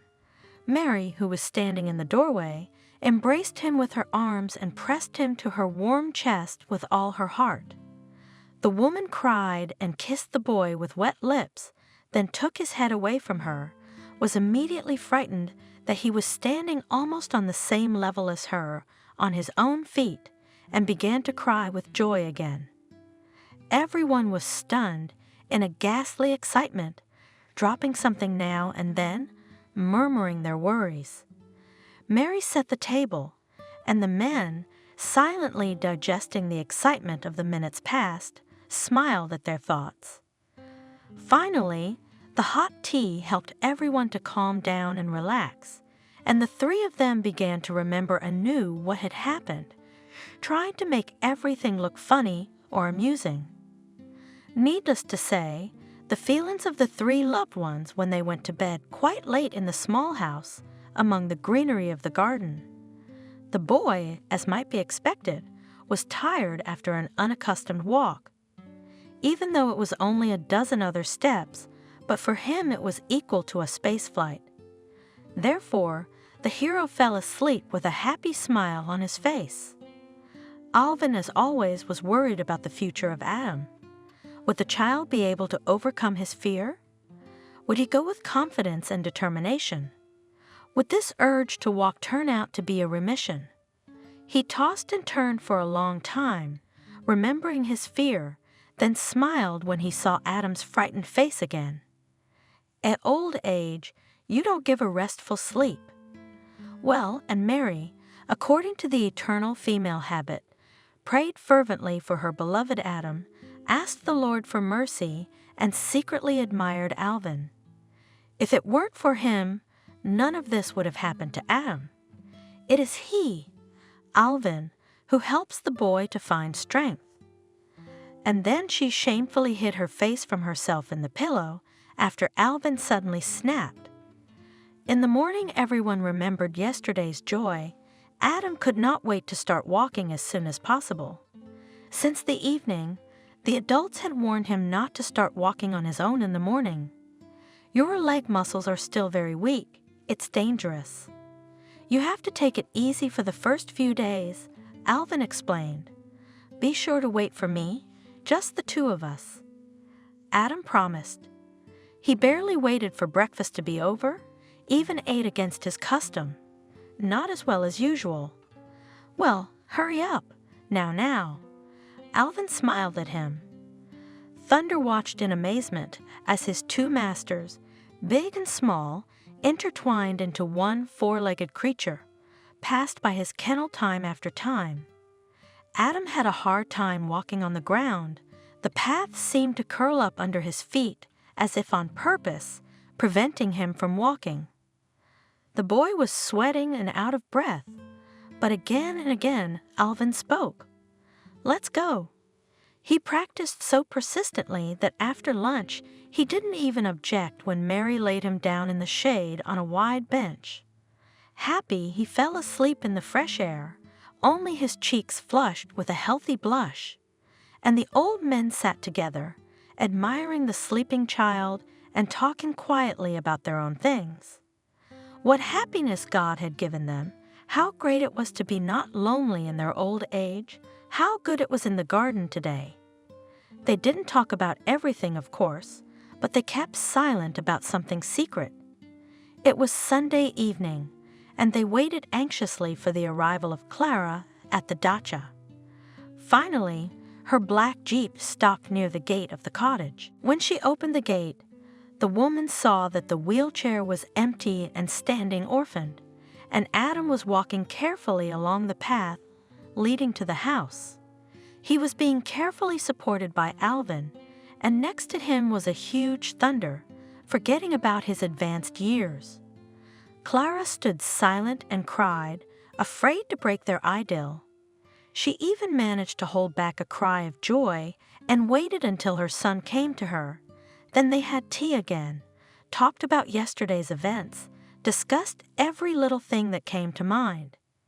Excited Adam dreamed how he would go fishing, then to the forest for mushrooms then. There was no end to his dreams. "Wait, Adam." Alvin slowed him down. "Remember what Helen said about the weakened wings of birds that don't fly for a long time in the hospital? So did you. Your legs have been immobile for too long, and now the main thing is not to hurt them. You and your mom will show yourselves to the doctors. They will tell you how to restore their strength, and then you and I will go anywhere." Finally, they began to get ready to go home. When the boy got into the car, Alvin said to Clara, "I guess you don't need me anymore." Adam, of course, must be urgently shown to the doctors, although I can tell you without doctors that everything will be fine. The old man became sad.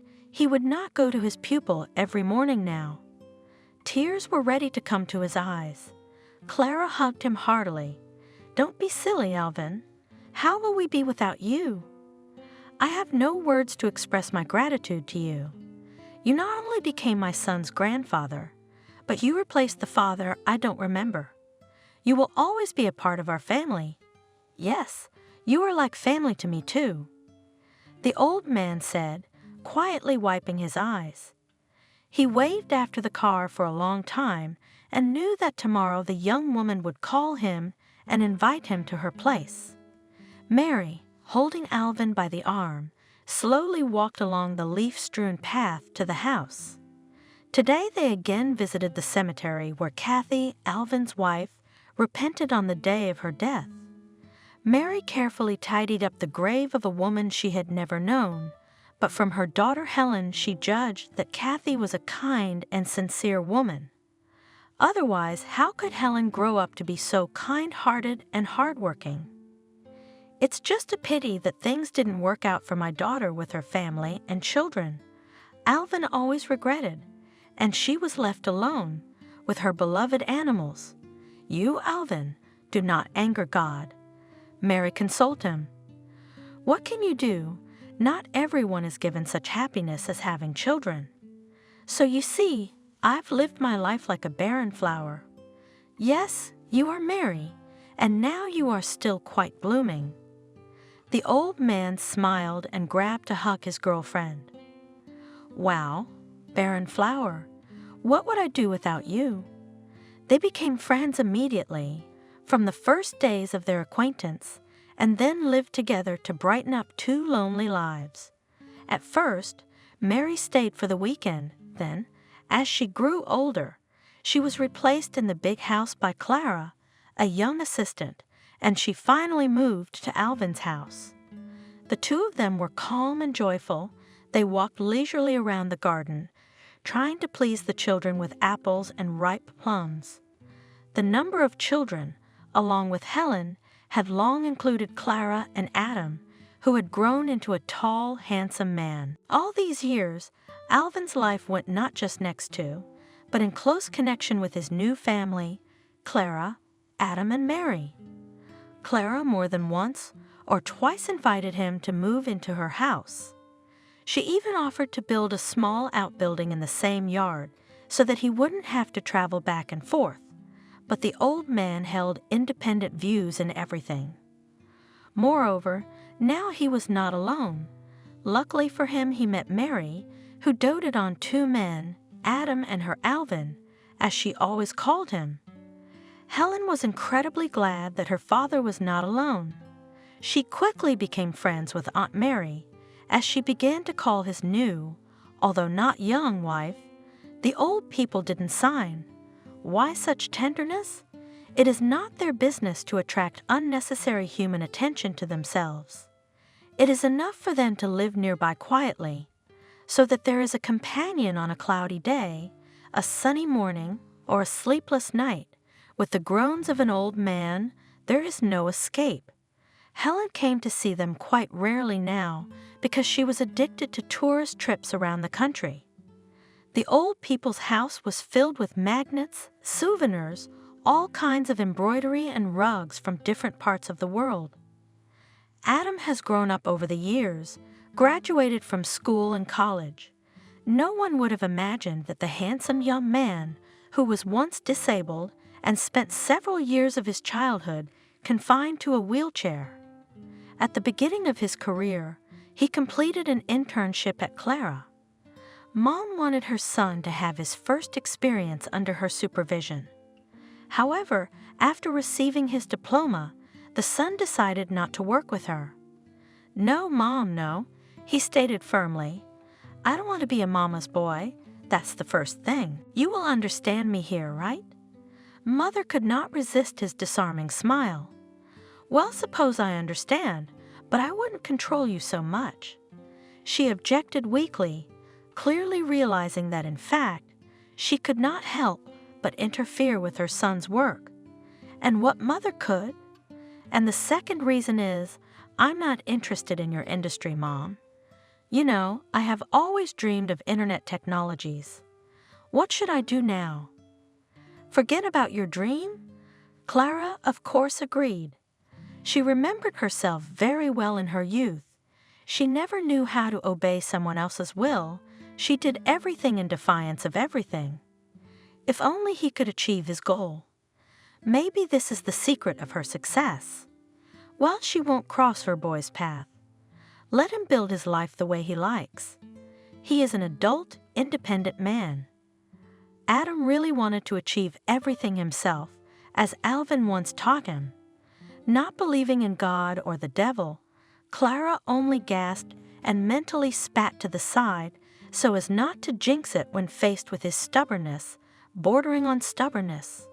Her weak boy, who once suffered from 2 strong experiences, imperceptibly grew stronger physically and spiritually, and all thanks to the fact that he received life lessons in time from an old, unremarkable, in general, man, grandfather Alvin. Clara thanked fate for receiving some kind of magical hint that summer. Her son needs a friend, a mature man, an experienced and decent person. So people who were completely strangers to each other became close and became, in fact, one family. Adam, having left his hometown, did not abandon his grandfather Alvin. He made sure to deliver him a good computer. And now Alvin was a user, better than some of the young people, and he and his mother also organized a good renovation in the country house where 2 of their relatives now lived, and the life of Mary and Alvin became completely comfortable. Clara also met her fate at an exhibition of young artists and got married. "Hello!" It came from behind the gate. "Do you accept guests?" "Oh, Clara!" Alvin was happy. "Mary, put on the kettle." Clara and Ethan arrived. "We came to you for a reason," said joyful Clara. "We brought you invitations, so Adam's wedding is coming soon." And she handed Alvin an envelope decorated with 2 doves. Behind her, the silent bumpkin Ethan smiled, who, smiling so silently, made friends with the inhabitants of the country house and the young shepherd Rada, who was sheltered after the death of Thunder. It turned out that Adam met a good girl and proposed to her, and now joyful chores lay ahead, preparing gifts, dressing for the wedding. "Well?" Clara said, finishing off the delicious tea from Alvin with his signature dried herbs. "Tomorrow we will pick you up at this time. You need to buy beautiful outfits." "What about us, old people?" Both protested. Clara stopped them with one wave of her hand. "Come on. Our Adam must have the most beautiful relatives. Do you agree? It's a shame. What will the bride's relatives think?" The old people sighed. Yes, it was not worth disgracing the boy. Alvin and Mary were among the most honored guests. "Meet these 2 people who are dearest to me." Adam introduced them to his bride and matchmakers. "My grandfather Alvin. I owe my character, strength, and health to him. And this is Mary, my nurse and water maid, well, almost a nanny. And now she's also a grandmother, since she's my grandfather's wife. I'll tell you a lot of good things about them." Alvin and Mary were embarrassed, furtively looking at the beautiful bride and their pet Adam, but soon got used to it and completely devoted themselves to the holiday. The guests had fun, said toasts, as usual, wishing the newlyweds eternal love, family happiness, and many children. Mary, as usual, cried with joy in such cases, and Alvin only grunted with displeasure, wiping an unsolicited tear from his eyes.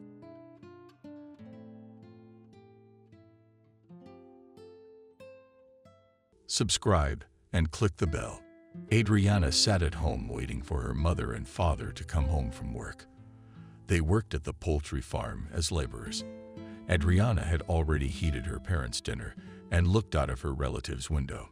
Soon the 17-year-old girl saw her mother, followed by her father. Adriana smiled and ran to open the front door. As soon as her parents walked in, Adriana said she wanted to talk to them over dinner. The head of the family looked at her daughter with a stern look and asked, "I hope the conversation is not about your pregnancy." "Daddy, again you have failed to make a joke." A little irritated, said the daughter, who already knew her father's gaze and always distinguished when the gaze is angry. And when deliberately angry in such a situation, the man was not angry. The head of the family on the daughter's answer laughed and said, "You know me and my mother is peeled. Okay, let's set the table and talk over dinner." Soon the family was sitting in the kitchen and talking peacefully. When dinner was about to end, the girl's father asked his daughter what exactly she wanted to say. Adriana hesitated a bit and said that she had changed her mind about going to medical school and wanted to become an interior designer. When the father heard this, he was amazed, because his daughter had been dreaming about medicine since she was 16 years old. And then, when it is already necessary to go to enroll, she changes her mind. And he asked why you choose this particular direction in our village in this specialty. You obviously do not get a job. I know that, but maybe I'll be lucky enough to make my personal life in the city. And to be honest, I don't really want to go back to the village where there's no future. You're the one who started dreaming about a prince on a white horse, but you are not yet 18 to think about it, said the girl's mother. Mom, Dad, but I'll be 18 on September 1st. And I'm not saying that I'm going to the city to arrange my personal life right now. Right now, I want to major in design. Parents.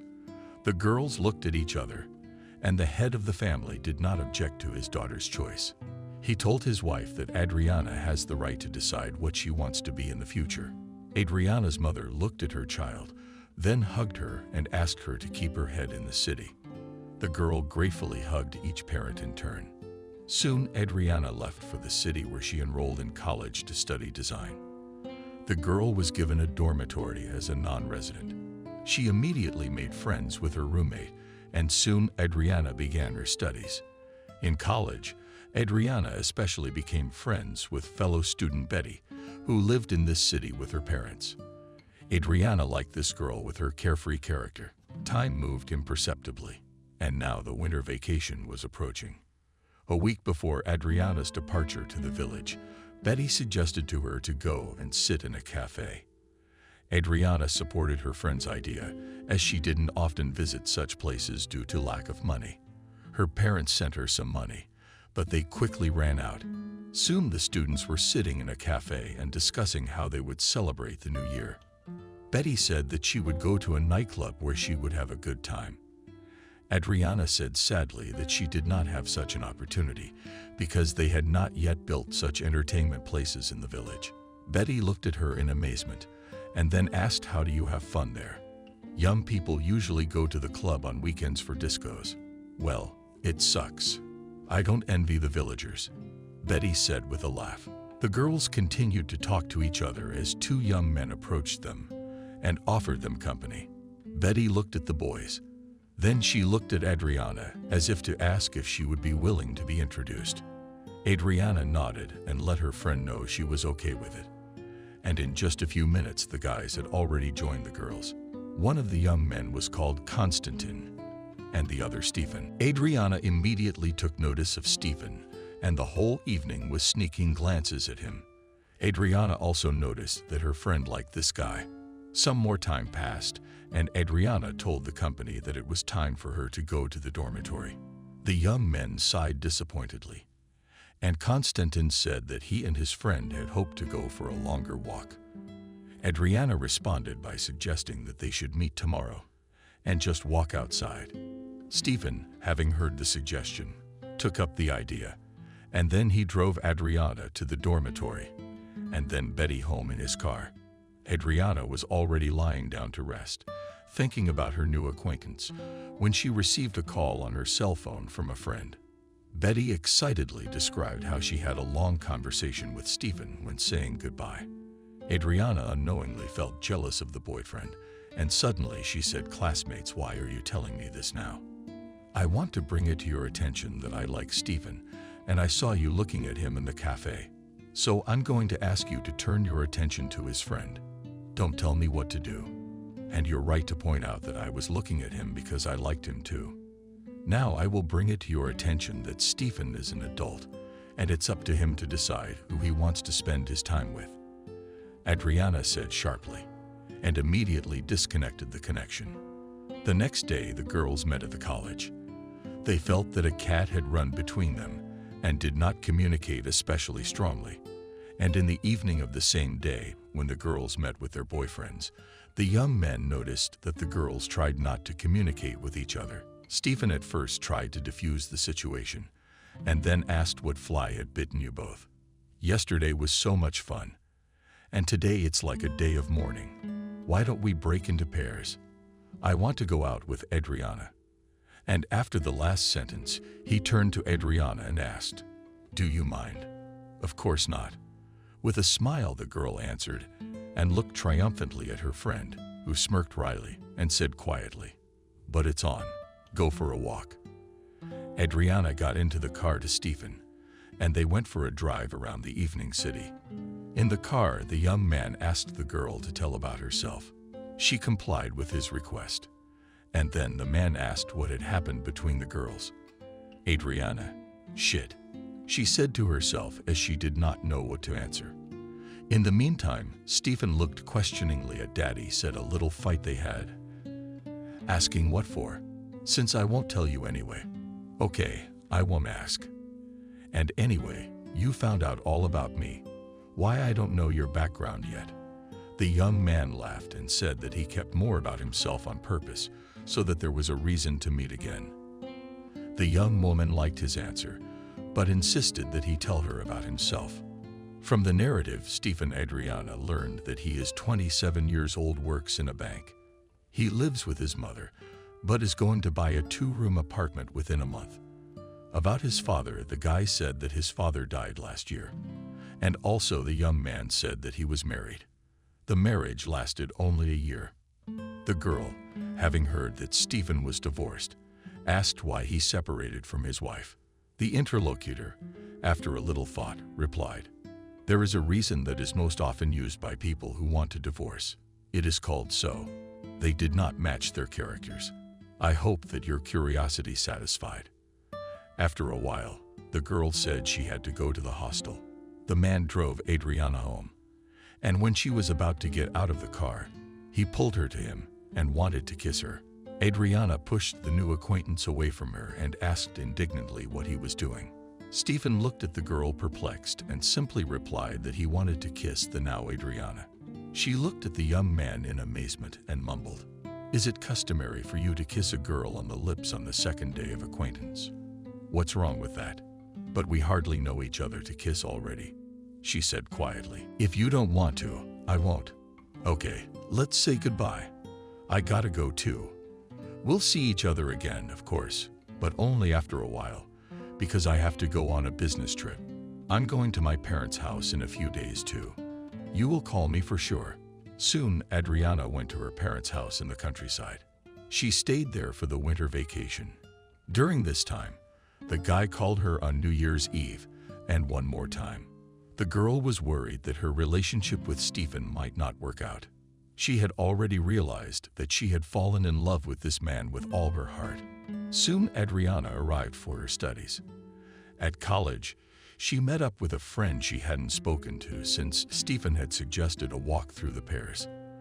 Adriana thought that their conflict with her friend had already passed during the winter break. So without a second thought, she approached Betty and asked how the girl had celebrated New Year's Eve. Betty arrogantly glanced at her classmate and said, "Why are you wondering? My time about driving. Although I can tell you that I've had a good time these days. I went out with Stephen a couple times. He should be here tomorrow. By the way, what do you mean you met him?" Adriana asked in bewilderment. "You've gone to the country. So he suggested that we spend some leisure time together, and I didn't refuse." Adriana walked away from Betty in silence. She felt a wave of hatred rising in her soul towards her friend, but not towards the young man. Adriana blamed Betty for everything. She believed that it was her classmate who initiated these meetings. After studying, Adriana hurried to the dormitory. She couldn't wait to call her lover, and as soon as she found herself in the room, she immediately dialed Stephen. And when she heard his voice, she asked when he was coming. The guy was surprised at the girl's call and answered that in 2 days, and Adriana asked the question that worried her the most. "Tell me, why did you go out with me? You like Betty, don't you? You're strange, but I liked you. That's why we went out. Let me come over and we'll talk about it." Soon Stephen arrived in town and he met the girl. He looked at Adriana, who had her head down, looking at her hand.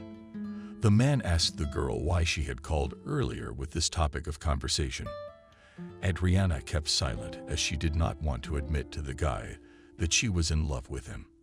And when Stephen pulled the girl to himself and kissed her passionately on the lips, she did not pull away, because at that moment she realized that if she pushed the men away now, Stephen would just leave and never come back. The guy kissed Adriana for a long time, and then the couple went for a drive around the city. After this meeting, a month passed. During this time, Stephen had already bought an apartment and occasionally met Adriana. The girl was angry that the guy came to her so rarely, and he told her in response that he had an emergency at work and had to stay at the bank a lot. Adriana practically did not communicate with her friend. Betty was calm about it and only occasionally made tricky jokes. That Adriana only needed Stephen for a while. Adriana tried not to react to her former friend's words. But one day, when she again heard a rejoinder in her address from Betty, she could not stand it and replied, "You are all angry that the word did not choose you, but that's not my fault. He made his own choice. Why don't you stop bugging me with your sarcastic remarks? You're silly. Pretty soon you'll be crying that you crossed me. Are you saying you'll still claim my boyfriend knowing I'm dating him? You got that right. And if I have to, I'm not going to play hard to get and jump into bed with him," Betty said with a smirk, and immediately went on her way. Adriana stood in a stupor. From this conversation, the girl suddenly realized that Stephen was talking to Betty, since how could the former friend know that she was denying Stephen intimacy? And at the same moment, Adriana decided that she would call her boyfriend right away and offer him to spend the night together. The girl, not thinking long, dialed the guy and said that she wanted to spend the weekend with a sleepover at his place. The man was stunned by this news and instantly agreed. Soon Adriana was making love to Stephen for the first time, and for the morning. When she woke up, she did not regret her decision. She wanted now every morning to wake up in the arms of her favorite man and hear from him pleasant compliments. After that night, the man came to the girl's dormitory more often and took her to his place for sleepovers. Adriana already thought that soon they would become husband and wife, and so she told her lover, "We have been dating for almost 3 months. Maybe we should think about getting married. I don't really need a stamp in my passport.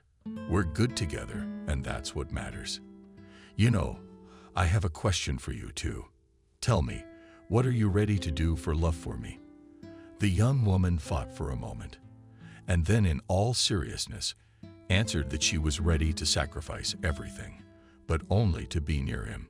In response to this confession, the guy smiled and said that nothing had to be sacrificed, and immediately hugging the girl said, "I just want you to make a tattoo on your shoulder, descending roses. It really turns me on in bed, but it's up to you to decide if you want to do it or not. And if you agree to it, I'll draw the sketch of the flower myself. I'll do it. In the meantime, you draw the flower." The next day, The girl found out how much the procedure cost, and after that she called her mother to ask her for money. Adriana did not hide from her mother what she was asking for, and honestly said that she wanted to get a tattoo. Her mother responded by saying that it was stupid to disfigure her body with Adriana's pictures. When she heard the refusal, she continued to me, "It is very important to do it the way a loved one asked for it. You got a boyfriend, and you never even mentioned him once on the phone. How did you start living in the city? Did you become secretive? I'm sorry, but I wasn't ready to tell you about my relationship with this man. Now I'm sure of our feelings for each other. I'll tell you all about Stephen. But now you tell me, will you give me the money or not?" The mother said yes to her daughter. And on the same day, Adriana received a transfer from her parents. After a while, the girl visited a salon and made a tattoo on her right shoulder. She proudly showed the picture on her body to her lover. Stephen enthusiastically appreciated the tattoo and told the girl the cherished words that Adriana was dear to him. A month flew by when Adriana, having got up in the morning, felt indisposed. The girl felt nauseous and had a general feeling of weakness. Adriana barely sat through her classes that day, hurrying to the dormitory to lie down. She hoped that she would feel better the next day. However, it didn't happen. Adriana felt an uneasy feeling in her soul, and then it hit her. What if she was pregnant? After her college class, Adriana stopped by the drugstore and bought a test. When she got to her dorm, she went straight to the restroom where she did the procedure as instructed. And then the girl watched with excitement as 2 blue stripes appeared on the litmus paper. Adriana was unspeakably happy about it. After all, now she was carrying a baby from her favorite person under her heart. And this meant that soon Adriana will become the legal spouse of the chosen one. The young woman immediately called her lover and said that she wanted to see him immediately. The man promised the girl that as soon as he was free, he would come. Adriana waited with excitement for the chosen one to tell the glad tidings, and as soon as she saw Stephen, immediately hugged him and in his ear whispered the news about the baby. The man pulled away from the embrace and looked at the girl unhappily. Then he asked what Adriana was going to do about it. The young woman looked at the boy perplexed and said firmly that she was going to give birth. Stephen was a little down after the words of the girl, which did not escape Adriana's attention. And she asked him a question. "Are you not happy about it?" "I don't know how to answer that. It's just that the news was unexpected, and I wasn't ready to hear it. Since you decided to have a baby, we probably need to legalize the relationship so that the baby is born in a complete family, where there is a mom and dad. These are exactly the words I've been waiting to hear from you when you need to introduce me to your mom. And then I'm gonna call my parents and invite them over. And they're gonna rent an apartment here for a couple days. You and I need to get married as soon as possible, before I get a belly." Soon Stephen introduced Adriana to his mother Kathy. Adriana tried to be friendly with her future relative, but she intuitively sensed that the woman didn't like her. Adriana thought to herself that Adriana's mother was probably just not ready for her son to remarry and was therefore a little belligerent toward her. Meanwhile, Kathy began to ask the young couple when they were going to get married. Stephen replied that initially they would wait for Adriana's parents and then they would apply at once. The landlady nodded in response and immediately said, "Son, I won't discourage you from taking this step, but I think you're rushing the wedding. You don't know each other well enough to be a family. But if you've made this decision, I insist that there be no wedding. I just want you to get married without the formal part. Your father and I already spent a lot of money on your first wedding. I wasn't planning on having a big party. I was just going to get married and sit with my relatives in a cafe. And we're in a hurry to apply to the registry office for one reason only. Adriana is expecting a baby. You have a rare young person, as I see," Stephen's mother said coldly and looked at her future daughter-in-law with a piercing look. As soon as Adriana and her chosen one went outside from Kathy, the young woman told the man with annoyance that she would like to have a wedding, not a party. The young woman added that she was getting married for the first time and would like to be in a white dress on that day. Stephen replied that it was only a waste of finances to play a wedding now. The young woman tried to object to the young man, but he interrupted her and said, "You know very well that I have recently purchased real estate. I had savings, but not enough to buy an apartment, so I had to take out a loan from the bank. Now you think about it. How much money are we going to use for the party? Or maybe your parents will give us money to throw a wedding. No, they can't help us because they don't make much money. Then we'll never speak of it again." Soon Adriana called her parents and invited them to come to meet her fiancé. Only the girl's mother came. The woman blessed her daughter and promised that she and her father would already come to the marriage ceremony. Adriana was happy that now her mother is familiar with her favorite person. After a while, the young people filed an application in the registry office. Then the newlyweds celebrated the marriage ceremony in one cozy cafe, where only the closest relatives were present. After Adriana became the legal spouse of Stephen, then she moved to live in her husband's apartment. Time slowly went on. The first half of the pregnancy, the young woman felt good. But when the second mister began, then the doctor said that she needed to lie in the hospital for preservation. And as a result, Adriana was often in the hospital almost until the birth. The young woman gave birth prematurely, a baby girl, which she and her husband named Christina. While in the hospital, Adriana learned that her daughter had kidney disease. The young woman was very worried about this and asked Our Lady only for the health of her little girl.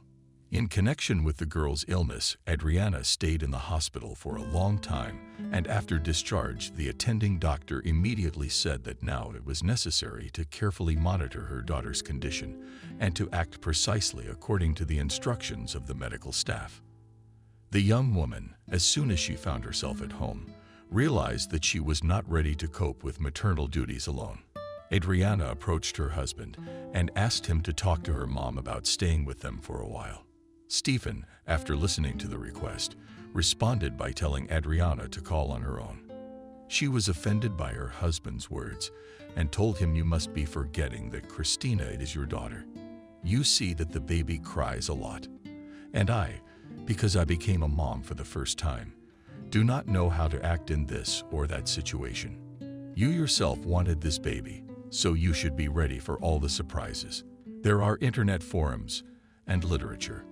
Here, sit and learn how to babysit a baby. And after all, you have your own mother to turn to.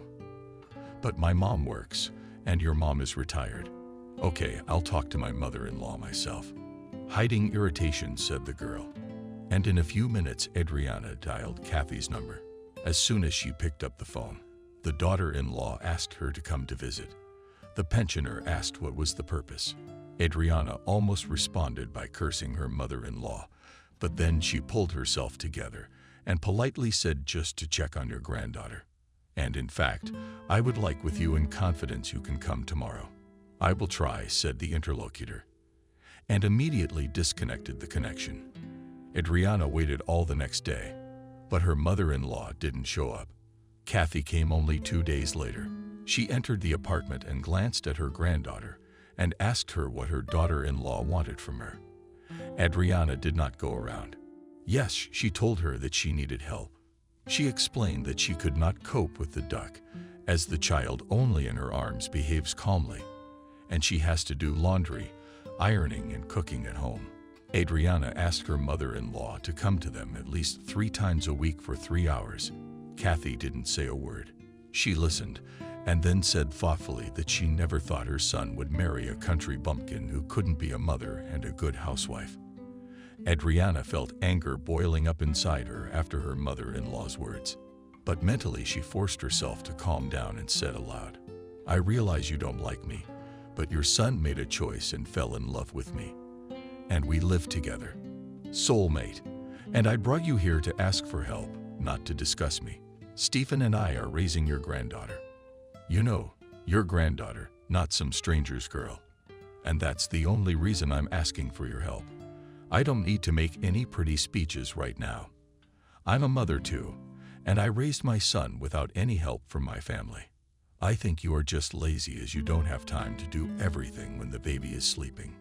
Your son was not born sick like Stephen and I were, and you didn't have to give medications on a strict schedule.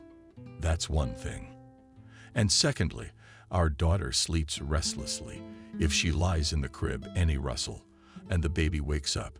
And Christina sleeps serenely only when she is in my arms. And so I just do not have enough time for household chores, as I am always with my daughter in my arms. You don't have to beg me with tears. I can come over twice a week for a couple hours. Now I have to go. Adriana saw her mother-in-law off and breathed a sigh of relief. She was even glad that the old woman would come twice a week. And as soon as her husband arrived, Adriana informed him that she had spoken to his mother, and they had agreed. Stephen nodded in agreement. It had been a month since Kathy had visited Adriana. And then the elderly woman told her sister-in-law that she was leaving for the sanatorium, so she would not come the day after tomorrow. Adriana looked at her mother-in-law in astonishment and was surprised, as there had been no talk about the sanatorium before. Adriana decided not to focus on it and tried to distract herself from these thoughts. A few days passed, and Adriana went out for a walk with her daughter. She wanted a stroller and quietly rode her daughter. As suddenly stopped digging, the young woman saw her mother-in-law, who was getting out of her car. Kathy did not see her daughter-in-law. She was in a hurry to go to a fashion boutique. Meanwhile, Adriana could not get away from the fact that she had just seen a relative who was supposed to be in a sanatorium. Adriana came home after the walk in a bad mood. She wanted to tell her husband that her mother was a two-faced person, but she could not say anything because her daughter suddenly began to cry. And when Adriana touched the baby's forehead, she realized that the child had a fever. The woman called an ambulance, and she and Christina were hospitalized. As it turned out, subsequently the girl's kidneys made themselves known.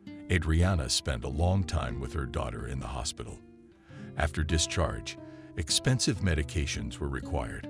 The man was angry that so much money was spent on pills and injections.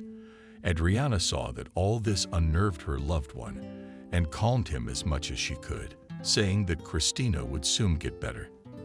However, 6 months later, the girl became ill again, and once again Adriana and her daughter went to the hospital. Stephen this time very rarely visited his wife and child. He told his wife that he had a lot of work at the bank. Adriana only sighed bitterly in response. After a while, the young woman and her daughter were discharged. The doctor immediately informed Adriana that surgery would likely be required if a recurrence occurred. Adriana replied that if it had to be done, she and her husband were ready. Time moved on, and Christina had already turned 1.5 years old, and the young woman already thought that the girl's disease had receded forever. But her expectations were not justified, as her daughter became ill again. And here is another hospitalization. This time Adriana already knew that there would be an operation and was ready for it. Soon the girl was operated. The doctor immediately informed the mother that now it will be necessary to go through a long rehabilitation period. The medic, after the discharge of the child, gave the woman a full list of instructions, how the daughter should be cared for. Adriana with Christina returned home. The girl was glad that now the hospital walls are behind her. She really hoped that her daughter would recover completely. And when she and Christina were taken from the hospital by her husband, she said so. Stephen only gave her husband a solemn look after these words. Life went on from there. Adriana tried to be a model wife and always welcomed her husband home from work. However, Adriana began to notice that lately her husband was often late at the bank, and it was also suspicious that Stephen, who was not a fan of nightclubs, suddenly became a regular. The woman tried to talk to her husband on the subject, but he replied, as soon as the conversation on the subject came up, that this way he relieves stress after work. And lately Adriana has noticed another oddity in the behavior of her spouse. When her husband gets a phone call, he often goes out to talk on the stairwell. Woman, it seems suspicious. And when once again Stephen called and he went out, she quietly followed her chosen one. Adriana looked through the peephole and saw that her lover was standing with his back to her and talking to someone. Adriana opened the door a little and listened. Immediately, she heard her husband saying, "Shalva is not mine. I miss you too." As soon as Adriana heard this phrase, she was like an electric shock. She jerked the door open and looked angrily at her spouse. The man turned around and immediately assessed the situation. Stephen asked his spouse to come into the apartment and not to make a fight here. Adriana forced herself to do it, and as soon as her husband followed her into the hallway, she turned to him and wanted to slap him. But Stephen managed to intercept her hand, saying, "You're behaving like a countrywoman. Didn't you realize earlier that I had a woman on the side? We're civilized people and have a right to privacy.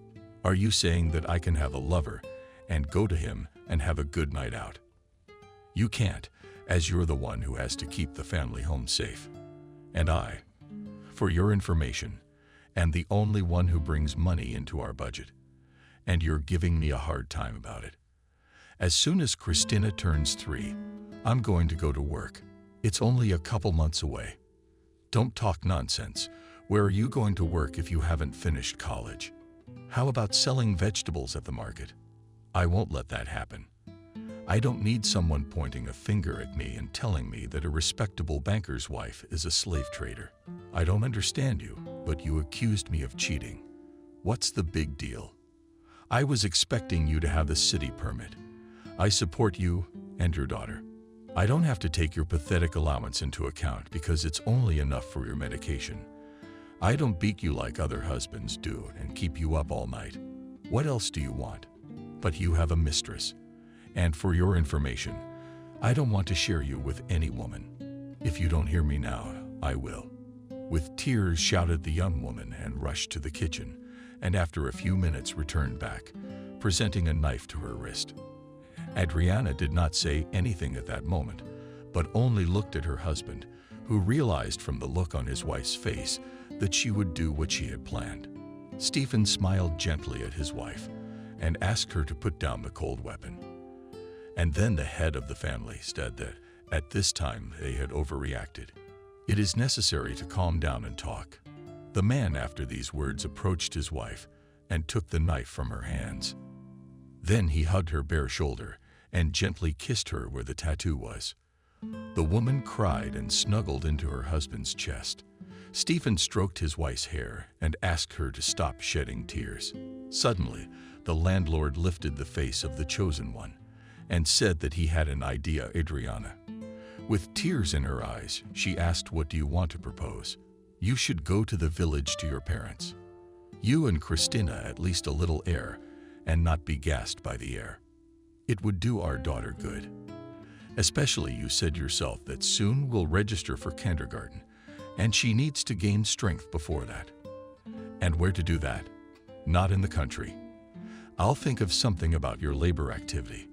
Adriana listened to her husband's proposal in suspense and then exclaimed with indignation that Stephen had chosen her on purpose.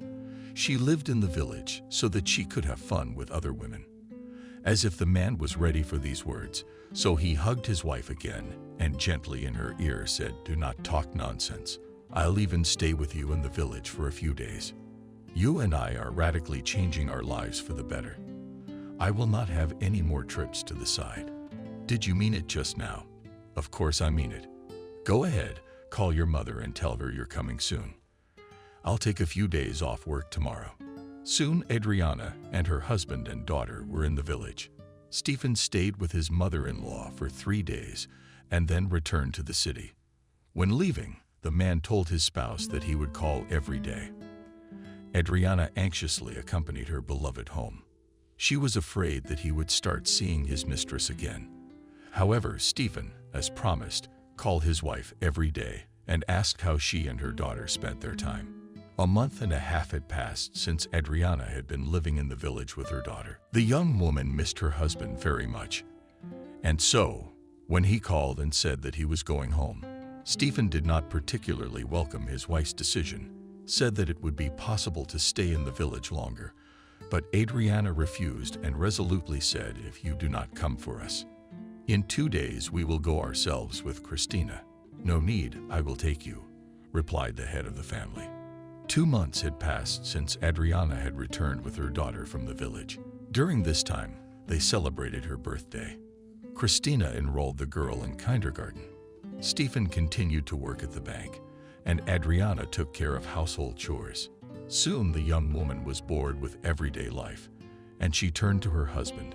"You promised me a job. Isn't it time to do it? Is it bad for you to stay at home? I'm bored. I feel like a dependent." "Okay, I'll look into it one of these days." Adriana, after her husband's answer, hugged him and rejoiced in her heart. The woman piously believed that now there was a white streak in their family, and there would be no more sorrow. However, she was mistaken, because 2 weeks after this conversation, her daughter fell ill, and the girl was taken straight from kindergarten to the hospital.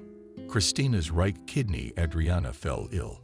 After learning all the details from the doctor, she couldn't believe that her girl was back in the hospital bed. The woman questioned the doctor. How is this possible? After all, Christina had undergone surgery on this organ. The doctor answered the girl's mother using medical terms, and Adriana understood almost nothing from the words of the doctor. The woman was worried about her daughter's condition, and it was doubly hard for her when she visited Christina and the girl asked not to leave her alone. Adriana tried to explain to the child that the doctor wanted to help her, but could do it only in the hospital. The daughter, though, listened to her mother's words, but still asked her mother to stay with her again. The young woman realized that it was simply impossible to explain to her 3-year-old daughter to stay in the hospital. And once again, when Adriana came to visit Christina, the girl whimpered and began to ask to go home. The young woman, as before, began to soothe the child. She herself could hardly hold back her tears. This dialogue was observed by the post nurse, who approached Adriana and said, "I understand you very well, how hard it is for you. I can only help in one way. When there will be my night shift, I will allow you to sleep with the girl in the room. I'll warn you that you'll have to sleep on a chair or a couch. But I'll do chairs in the hallway or even on the floor. How much do I owe you for this?" The nurse did not answer, but only smiled. Adriana immediately went to her daughter and told her that she would spend the night with her, but not every day. The little girl clapped her hands joyfully, and the mother at that moment thought how little a child needs for joy. Adriana. Now once every 4 days she slept over at her daughter's house. All other days the young woman was also at the hospital with Christina during the day. Adriana gave herself completely to caring for the girl. What was the use of a spouse who had taken a mistress? The woman found out about it by accident. It happened as follows. Adriana, as always, went to a sleepover with her daughter. But it turned out that the nurse was sick and was replaced by another nurse. Adriana tried to persuade the girl in the white coat to let her stay with Christina until morning. But the nurse replied that she had no right to do so and did not want to be reprimanded for making such a decision arbitrarily. Adriana had nothing left to do but to go home. The young woman quietly opened the door to the apartment and heard a woman's laughter. Adriana stopped like a halt. She listened and immediately recognized the guest's voice. It was her former college friend, who said it would be nice to be with you all the time and enjoy making love. "But that's what we do with you," in an excited voice, Stephen replied. Adriana didn't wait for Betty's reply and flashed into the living room where the couple was. Sitting on the couch in an embrace, Adriana threw herself at her rival, intending to claw at her hair. She was not allowed to do this. Spouse, who instantly oriented the man, hugged his beloved, and asked him to calm down. The young woman tried to break free, screaming that she was about to be torn to shreds by this mistress. Then Stephen commanded Betty, "Pack up and leave. We'll take care of this ourselves." The guest, smiling wryly, got up from the couch and sent a kiss to her former friend and went into the hallway. A few minutes later, the couple only heard the front door slam. Only after that, Stephen let go of his wife, who looked at him angrily. Adriana only wanted to shout hurtful phrases to her husband, but he beat her to it. "Pull yourself together. What did you want? You're always ending up in hospitals. You don't care about me. And I too, need care and a woman's affection. That's what I found with Betty. So while I take care of my sick daughter and have fun, so like she's begging you for expensive medication, and you can afford champagne, which costs a lot of money. How am I supposed to understand you? I give all of myself only to you and my daughter, and you're saving me such a pig. I'm asking you, let's not use big words and mutual insults. It's just that I've already explained to you that I lacked female attention. Now I'll give you a woman's attention in hysterics, said the young woman and rushed to the window, which opened wide. Adriana quickly climbed on the windowsill and fervently said, "If you lack attention, you will have it. I'm about to step off the 3rd floor and you'll be alone with your daughter. That's when you will have attention, because Christina will stay with you and you will have to take care of her. And if you fulfill your fatherly duties well, our daughter will provide you with care in your old age. Then you'll have a woman's attention in your old age. Think of your daughter. Why do you only care about yourself?" The man said, and made a step towards his wife. And at the same moment he heard the exasperated voice of his wife. "Stay away. We need to clarify the relationship once and for all. You have to promise to stop going to women. You know very well that I can do this deed at this moment." The man saw that his wife was in a hysterical state, and Stephen decided that now was not the best occasion to clarify the relationship. So he constantly apologized to his beloved and got down on one knee in front of Adriana, quietly saying, "Come down. I only now realized how much we love each other, and also realized that how much grief I'd brought you in this life. I'm sorry." Adriana looked incredulously at her lover, who continued to speak beautiful words. The young woman distrustfully stretched out her hands to him, and the man hurriedly removed his wife from the windowsill. He promised that he would have no more liaisons with women on the side. Adriana, hearing Stephen give her his word, immediately cried out, "And you already promised me that. What happened in the end? I find you alone with Betty. I told you it wouldn't happen again. Let's talk about your daughter. Tell me how she's doing." As soon as they talked about the girl, Adriana forgot about what had happened here the other day. The young woman told her that she had not been able to stay with her daughter for the night, and immediately told her that there was good news. Adriana said that Christina would be discharged in 2 days. The man, after his wife's words, hugged her and noted that the latest news is joyful. Soon the girl was discharged. Adriana put her daughter back in daycare and reminded her husband about the conversation about work. A few days passed after Christina was discharged, and Adriana noticed that her spouse was now dropping calls when called, and after a while would lock himself in the bathroom with the phone. Adriana had a woman's intuition that her husband was doing this for a reason. He clearly continues to communicate with Betty even though he doesn't see her, as the chosen one was on time from work. Adriana realized that there was no point in talking to her husband about his communication with his ex-girlfriend, and the girl decided that it was worth talking to her mother-in-law about it. Adriana took her daughter to kindergarten in the morning and immediately went to Stephen's mother. Kathy met her daughter-in-law warily, as the daughter-in-law rarely showed up unannounced. The landlady invited her into the hall and asked what had brought Adriana to visit. The young woman did not go around and around, but said straight away, "Your son is cheating on me. I'd like you to influence Stephen. I've spoken to him several times, but our conversation is going nowhere. Stephen keeps looking at other women. I wonder about that in particular." With a chuckle, Kathy said, and immediately continued, "If my son is not satisfied, how can I influence him? I see only one way out. You need to divorce, and the whole problem will be solved." "What do you mean, divorce? Stephen and I have a child together. Besides, my daughter's not in good health. And on top of all that, I love my husband. Stephen is now in a relationship with an ex-girlfriend of mine. And believe me, she has no interest in your son. Betty is just trying to get back at me because Stephen chose me over her. All I'm asking you to do is talk to your son, because his family is falling apart. I know Stephen listens to your word." Everything you've told me hasn't touched me in the slightest. But for my part, I promise I'll talk to my son. I think this is the end of our conversation, because I have to go to the tourist center. By the way, I wanted to tell you that you should go to the gym too, since you have some extra pounds that don't look good on you. Adriana did not reply to her mother-in-law's barbs.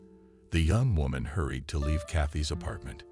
Adriana thought that a conversation between mother and son would at least change the situation, and perhaps after a dialogue with her mother, her husband would stop communicating with Betty. In the meantime, Kathy, 2 days after the arrival of her daughter-in-law, called her son and asked him to come alone. Stephen complied with his mother's request, and in the evening, having warned his wife that he would be late, went to his mother. And now the man sits opposite his mother in the living room and looks at her questioningly. The elderly woman smiled at her son and asked how his family relations were. Stephen shrugged and mumbled that it wasn't bad. And at the same moment, Kathy sternly mumbled that she would like to know the true answer. And at once added the daughter-in-law, "The other day she complained to me that you were truanting. Tell me, why should I listen to this from the village Lockhorns? I don't know why she came to you. I'm not seeing anyone at the moment, and I'm tired of it all." "Of what exactly?" the landlady asked calmly. "I'm tired of the constant whims of my daughter. I realize that she is sick, but I cannot bear to hear often her crying. I'm sick and tired of my wife constantly controlling my every move. You know very well I like variety, and I've been known to go out on the side. But she knew that when she got married. Now she wants a model family man who admires only her. If things are so bad, why don't you just get a divorce? Make her choose. Either Adriana accepts you for who you are, or you work things out and live each on your own. It's so easy for you to talk about it. I've thought about it before and even said I was entitled to my own space. So she started scaring me about taking her own life." The man said irritably and rubbed his temples nervously with his palms. "It is possible that your spouse is manipulating you with such actions. They are simple threats to make you live by her rules. Women often use such tricks, but they don't really mean to take their own lives. Mom, did you see her when she grabbed the knife? One more careless word from me and Adriana would have carried out her threat. And to test the fate of a wife who would or would not do such a thing. I have no desire to do so. Imagine her throwing herself out of a window in front of me. How would I live with that for the rest of my life? I'm in a vicious circle and I don't know how to get out of it. I just don't have the energy." "Okay, well, don't lose heart. I'll think about what to do about the situation." After talking to his mother, Stephen went home, where Adriana was waiting for him. The girl immediately, as soon as she saw her husband, asked why he went to Kathy. The head of the family did not talk about the topic of the conversation and lied to the chosen one that his mother asked him to come to fix the plumbing. Adriana immediately hinted that the lover lied, since in such cases the mother-in-law always called the master. They invited her son to help. Several days passed. Adriana still saw that Stephen continued to communicate with the former girlfriend, and she gave him a scandal, reminding him that he would kill himself if he did not stop behaving like that. The man, barely containing his irritation, explained to his wife that Betty herself was calling him and asking to talk to her. Adriana offered to let her talk to Betty herself. Stephen only wanted to answer the chosen one. His mother called and asked him to come over. The head of the family, after a short conversation with his mom, said that yes, they are talking on the subject. As soon as he returns from Kathy, Adriana, before leaving, asked what was the occasion for which his mother called him. At this late hour, the man pronounced that he did not know and would tell her when he returned. Soon Stephen was at his mother's house and told her about the altercation with his wife. The man told it all in an irritated tone. Kathy could see that his son really couldn't bear to live like this. The older woman shook her head and said, "I have an idea. Your wife is afraid of losing you. Perhaps she really loves you with some special love, that she is ready to stop living if you are not around. But you can send your spouse to a remote village where there is no cell phone service for a while, ostensibly to heal the daughter, but only for a long time, and it is quite possible that she will meet a man there with whom she will fall in love. This is not a solution, as I sent her to the village to her parents. She lived there for a month and a half and dreamed, and only about me. With bitterness replied the son, wait to immediately cancel this option, which I suggested. First, when Adriana was at her parents', there was a connection, and we called every day, not letting each other forget about themselves. And secondly, she was only away for a month and a half, and in my case I proposed to take her to the middle of nowhere for 6 months, while inventing a fairy tale for her. The conspirator mumbled Kathy and looked at his son with a testing look. The man hesitated. The landlady did not hurry him. She realized that Stephen had to think things over carefully to make a decision. About 20 minutes passed before Stephen spoke. He said to his mother, perhaps there is truth in what you say, and it is worth the risk of doing something like this. But where would I find such a place? And then how can I persuade Adriana to go there? After all, she will think that I live on her right side on purpose, so that I can have fun in my absence. On the subject of persuasion, then here is my motherly advice to you. For a start, become for a time approximately husband, at least for a month. Give Adriana gifts. Pay as much attention to your daughter as you can. You have to put your spouse's attention to sleep so that she believes that there is harmony in the family again. And by no means even socialize with yourselves. Tell them you're in the middle of a divorce so they won't bug you for a while.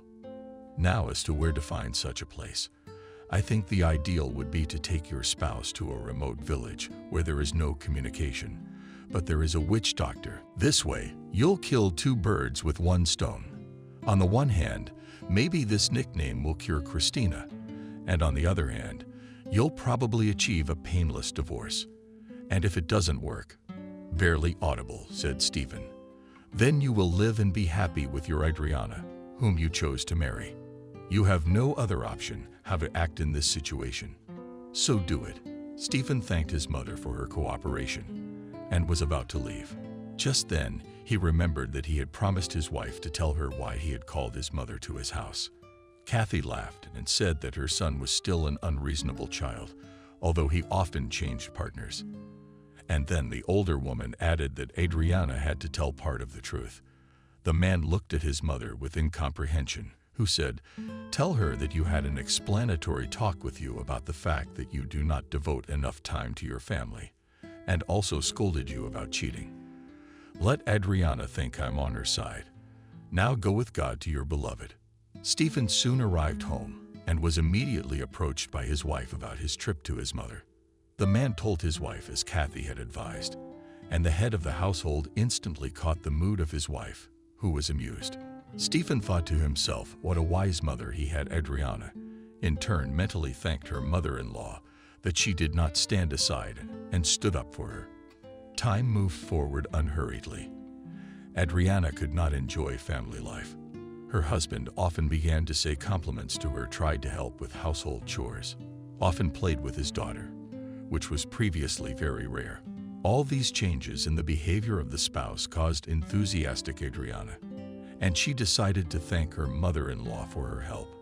The young woman bought a bouquet of flowers and a small cake. Then she called Mother Stephen and asked permission to come over. Kathy said in a unified voice that it was not necessary to warn her about her visit, and she could come whenever she wanted. And a short time later, Adriana was sitting at her mother-in-law's house, saying thank you to the landlady. The elderly woman listened to her daughter-in-law and realized that her son had done the right thing, as the daughter-in-law believed that her spouse had completely changed. And as soon as Adriana stopped talking, the mother-in-law uttered, I am glad that you are doing well. Now you and your husband need to work on your daughter's health. Maybe find a healer. A lot of people are turning to them these days. You know, my husband just told me that the day before yesterday. You must have told him that, right? Yes, Stephen called and we talked about it. But you're a mother, and you're the only one who can make that decision. I would do anything for my daughter's health. Thank you again for everything. I can't believe we're having this kind conversation right now. Soon, Adriana returned home. She was anxiously awaiting her husband's return, and as soon as Stephen appeared in the apartment, she told him about her visit to her mother-in-law. The head of the family hugged her husband and said that he had made some inquiries and found a healer who lived in a remote village. Adriana looked at her husband with interest and asked him to tell about this healer. The husband sat down in a chair and said that in one village there lived an old man who helped people, but he had to live with him for a while to get rid of the disease. And the man added that there are rumors about this healer that he cures even hopelessly ill people. The girl, hearing this, smiled happily and told her husband that it was necessary to go to this healer. The husband was satisfied, nodded and replied that tomorrow he would contact this grandfather. A day later, Stephen said that he had to go to the old man's village to make arrangements for the healer to see them. Adriana sadly asked the chosen one whether it was impossible to call this man. The head of the family said that there was no connection where the old man lived. There was nothing left for the girl to do but to accept her husband's decision. It was 3 days before Stephen left for the country, and now he had returned home. The man told his wife that the healer was waiting for them. The woman asked how long she would be in the wilderness. Stephen replied that the healer would give her the exact answer. But the same man warned her that it would be at least 2 months for sure. Adriana became upset after these words. This was noticed by the head of the family and asked why she became sad. The girl replied, "We will be with you in separation, and I will not even hear your voice. Think not about that now, but about the fact that we will cure Christina, and you're gonna hear my voice every day. I'm gonna record your speech for you, but you'll get that tape when you're already living at Grandpa's house." Wow, that's a great idea. Now get your things together. We're gonna have to leave soon. You know, it's a good thing we decided to send you and your daughter to this healer over the summer. A few days later, Adriana, her husband and daughter were on their way by car to the village. The woman dreamed of only one thing: that time would fly by, and she would return home with a healthy daughter, and she and her husband would never be separated for such a long period of time again. And Stephen mentally thanked fate that everything was going so smoothly. Soon the car pulled onto the village roads and raced over the bumps. The man mentally thanked that he had to drive on such a broken road. The wife saw that her husband resented it and tried her best to calm him down. After a while, the car entered a small village. Stephen stopped at an extreme hut and asked his wife to stay in the car. He himself got out of the car. Stephen approached the house where he was chopping wood. There was a man in the yard. Adriana's husband approached the stranger. "Hello, sir. We're looking for Christopher. Where can we find him?" "Strangers. You can tell you've come to see him for treatment, but he's not here. It's Thursday, which is the day he goes into town every 2 weeks to get supplies. Today's the day. Can you tell me where his house is?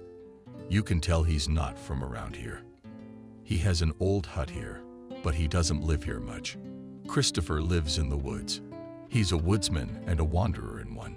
Help me get my wife and child there. Christopher knows we're coming. A friend of mine arranged it, but he forgot to tell me that on Thursdays the healer goes into town, and I'll pay you well for this favor. I just don't have time to wait here for a healer. There's plenty of work to do in town. Well, if you pay me, that's good, but you can't get there by car. It's a boat ride down the river. And believe me, that's a lot of gasoline. And I'll tell you right away, I'm not going to wait there for long.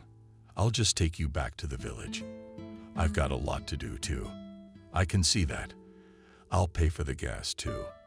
But please do not say anything unnecessary to my wife for this additional payment." The interlocutor looked at Stephen suspiciously and nodded his head. And then the man told him to wait for a while. In the meantime, Stephen went to the car, took out his things, and asked his spouse to get out of the car, explaining to her that they would now drive the motor. Adriana was surprised and wanted to ask him some questions, but he firmly replied that it was not the time to talk. 15 minutes later, the woman and her child were already getting into the motor. Stephen immediately warned that the Whigs would not go as he was seasick. Adriana asked her husband in farewell when he would eat them. The head of the household replied that he would arrive here in a month and live here for a week. This message from her husband cheered up the woman's spirits, and she sent him an air kiss. Soon the motor was pumping away from the shore. The woman clasped her daughter to her side and regarded a glimpse of the scenery. She thought about the fact that she would have to spend so much time without the person she loved. The thought made her sad, but the woman tried to shift her attention to the fact that her daughter's health depended on this trip. How long the boat ride Adriana didn't clock, but she felt that her legs had already clocked up. That's when the woman asked the man how much farther to the destination. The counselor replied that one more turn and they would arrive, and already Adriana and her child had landed on dry land. The man pointed to a tube and said that it was necessary to go up on a hill and there would be a healer's hut. Adriana bewilderedly asked the stranger if he would help her carry her things up to the hut. The man nodded reluctantly, picked up the bag and the child's backpack, and walked down the path. And the woman followed him, leading the child by the hand. As soon as they climbed the hillside, the girl saw an unassuming cabin. Then a sheepdog ran up to them and started barking loudly at her. Adriana was frightened and clung to her daughter, who was already crying with fear. The man softly said flatulence to the dog. "Ugh, don't scare the guests," and after these words turned to his companion. "I will lead you into the house, and you will wait there. I don't have time to stay here. I got a lot to do, and it's a long way home, as you've already noticed. Don't be afraid of the dog. The dog is smart." In a few minutes, the woman and the child were already in the hut. Adriana looked around the house and thought that this was where she would have to spend 2 months, maybe more. The woman was a little stunned. So since she thought she would be living in the village, but it turned out to be in the middle of nowhere. It was already evening when Adriana heard the sound of a motor. She realized that Christopher had arrived. The young woman mentally prepared herself for the meeting with the healer. As soon as the man entered the hut, the girl immediately said hello. The grandfather looked at the guest and not friendly asked what she was doing here. Adriana was confused by this question and inarticulately said that there was an agreement about her arrival. Christopher lit a makeshift lamp, illuminated the woman's face, and then said sternly, "And with whom I wondered that I will have a young person, and even with a child. You are doctors, the hotel, and my husband recently came to you to help us cure our daughter. He said he'd have to stay here for a while, and that's the instruction you gave him. That's the most heresy I've ever heard in my life. All right, I can see the raid already. You're not getting out of the house. You're gonna be here till morning, and then you're gonna show me all of your daughter's medical records. I'll see if there's anything I can do to help, and then we'll decide what to do with you. One more thing. Nobody made any arrangements with me about you. Now I'll quickly prepare dinner, then we'll put the baby to bed, and you'll tell me everything in detail. But maybe my friend made arrangements with you through an acquaintance, not directly." With tears in her eyes, said the woman, "I have already explained to you that I did not have such a conversation on this topic. Let's understand everything a little later." After these words, the man began to sort out the products that he brought from the city. And then he made a small fire outside, where he piled sausages and potatoes on a frying pan. And after that, Christopher invited the woman and her daughter to have dinner. Soon Christina was put to bed, and the elderly man asked to tell how the woman found herself here. He listened to the guest's story and began to clarify what Stephen had said about him. Then he asked the grandfather a few questions that interested him. "Tell me, my dear, if your husband had made an arrangement with me about you, why did I not meet you then? And also, why didn't your husband himself bring you here and wait for me? I don't know. Perhaps you had urgent business and had to leave, and he didn't come here because he's been seasick since childhood. Don't you find your own answers funny? What do you want me to say? I don't understand what's going on." Crying bitterly, the young woman said, "Calm down." The grandfather whispered further, so that Adriana would not hear. "But it seems to me that I understand everything. The next morning, the old man got up very early. He went to the lake, which was not far from the hut. The grandfather caught fish and boiled some soup, and then went to wake up the woman and the child. Christopher entered the house in a cheerful voice and said that it was time to get up and have breakfast. Adriana did not immediately realize when she woke up. Where was she? The woman looked around confused and immediately remembered yesterday. Adriana wished the healer a good morning and hurried to her daughter, who had already opened her eyes. The elderly man offered to wash her face, guessed from standing water in a bucket, and invited to breakfast. As soon as everyone had eaten, the forester asked for medical documents. He studied them for a long time and then said that there was hope for recovery, but the treatment needed to be done in stages. Adriana looked fearfully at Christopher and told him how long it would take. The interlocutor, smiling, replied that it would take at least 6 months. The woman shrieked and said, "We can't stay in this wilderness without civilization for so long. There are no necessary conditions for a small child to live here, and I am not forcing you to live here. You have to make your own decision. Do you want your daughter to get well or not? That's up to you. I can tell you this about the conditions. During the war, people lived in worse conditions, and mothers would do anything to cure their children. But I have a husband who will worry about me." With tears in her eyes, said the woman. Husband said, "Come on, tell me about your life with him, while I prepare a potion of herbs. For your daughter, only one agreement, that you tell the truth and without any exaggerations." The woman lowered her head and began her story in a quiet voice. The man, meanwhile, was pulling out various pouches from the right basket, which he spread out on a makeshift section on the board. From the outside, it might have seemed that the healer was only busy with his work, but it was not so. Christopher listened attentively to the girl, and as soon as she was silent, said, "You know what I'll tell you, dearie. It will sound harsh, but it's true. Your whole life with this Stephen is a misunderstanding. And believe me, you're only here because your husband didn't know how to get rid of you. So when he found out I was helping people, he decided to keep you here.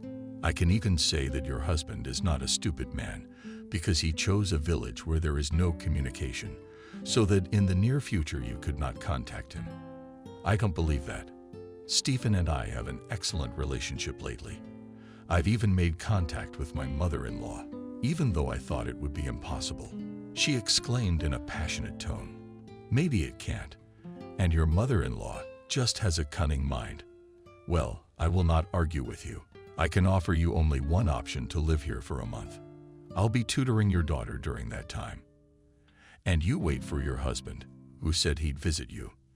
Then we'll see which one of us was right in our speculation. It's up to you. You tell me to take you now. I'll do it, no problem." The woman thought for a moment, and then realized that there was some truth in Christopher's words. She agreed to the older man's proposal and immediately asked what she had to do. The man laughed in response and said that the only thing she would be required to do was to cook, and if there is a desire, then watch over the vegetable garden. The girl looked at the forester in amazement and asked a question, "Do you have a vegetable garden here?" "Of course, I live here almost all the time. I only go to the village on Saturday with an overnight stay to receive the sick who occasionally come there. Now I'm going, and I'll show you my grounds." It had been a week since Adriana and her daughter, living in the forest wilderness. The woman tried not to think that her husband could have acted in the way the witch doctor had written. She thought there had been a misunderstanding. It even occurred to her that her husband had simply mistaken the healer and brought her to the wrong person. Adriana waited until a month had passed, and she had traveled to the village to see her husband. The week before she met Stephen, her grandfather did not arrive from the village alone. Adriana and Christina watched Christopher walk out onto dry land. In doing so, he pulled the goat behind him on a rope. This scene made the girl and the woman laugh. They watched as the old man tried to pull the animal onto dry land. It turned out, while doing so, it bumps and vomits loudly. As soon as the elderly man managed to do it, then he lowered himself to the ground and panting, said, and I thought that the most stubborn animal is a donkey. Turns out I was wrong. This goat, Adriana asked curiously, why climb into this animal? The old man grinned and answered that he had long dreamed of a goat because the steamy milk is good for people at his age. And then the man added that Christina also needed to consume this product. Adriana marveled at the words of the healer because he had never brought a goat before. And as soon as the girl appeared, he immediately bought the animal and brought it here. A few weeks passed as the woman lived with Christopher. During this time, she learned how to fish, how to milk the goat. The elderly man himself prepared herbal collections that he gave to the girl from day to day. It was exactly 1 month after Adriana separated from her husband, and the woman started talking in the morning about going to the village. The forester did not interrupt and suggested that they set off immediately. Soon Adriana and her daughter and grandfather were already in the village. They came to the only road that went from the town to the village and sat down on a fallen tree. Adriana often climbed up to see her spouse's familiar automobile, but it was still gone. Hour after hour passed. There was already a bus that came here once a day, but there was no Stephen there either. The woman looked dejectedly at the road and intuitively realized that she would not see her husband today. Adriana turned to Christopher. Perhaps my husband had arrived earlier when we were on the road. He must have waited for us, and without waiting, left. I don't know what to do now. If you want to spend the night here in my house, I'll take you back to town tomorrow. But my daughter still has to drink your potion for a month. Maybe in a month we'll sail early to the village, and I'll meet my husband. I'm not sure, she suggested. Have it your way. And now it's time to go to our lair to make it before dark. Time moved on, and another month of Adriana's life in this godforsaken place was approaching. A few days before going to the village, the woman had asked an elderly man why he was dwelling. Here an old man sighed sorrowfully and pronounced that it was a long story. Adriana touched the woodsman's arm and said that she had plenty of time. She asked him to tell her about his life. Christopher made himself comfortable on her and began his story. Christopher was born in a family where his parents worked as doctors, and when he grew up, he also chose the specialty of medicine. But only the young man decided to become a paramedic. He was invited that he would rush in an ambulance to save someone's life. And in a short time, Christopher graduated from the educational institution and got a job. The young man worked a year in an ambulance, and then he got a call. He went to the exit of the patient was a 19-year-old girl, Clara, who had a heart condition. She was rushed to the hospital. As the girl was being wheeled on a gurney to the hospital, Christopher suddenly shook her hand and told her that she would be fine. After this call, several days passed, and the young man could not forget the eyes of that girl, and he decided to visit her. The man easily recognized the ward where the patient was lying, and soon stood near the girl's hospital bed with a bag of fruit and a bouquet of flowers. Clara immediately recognized the paramedic and asked him, "What are you doing here?" "I decided to visit the pretty maiden." "Don't say flattering words that you don't believe yourself.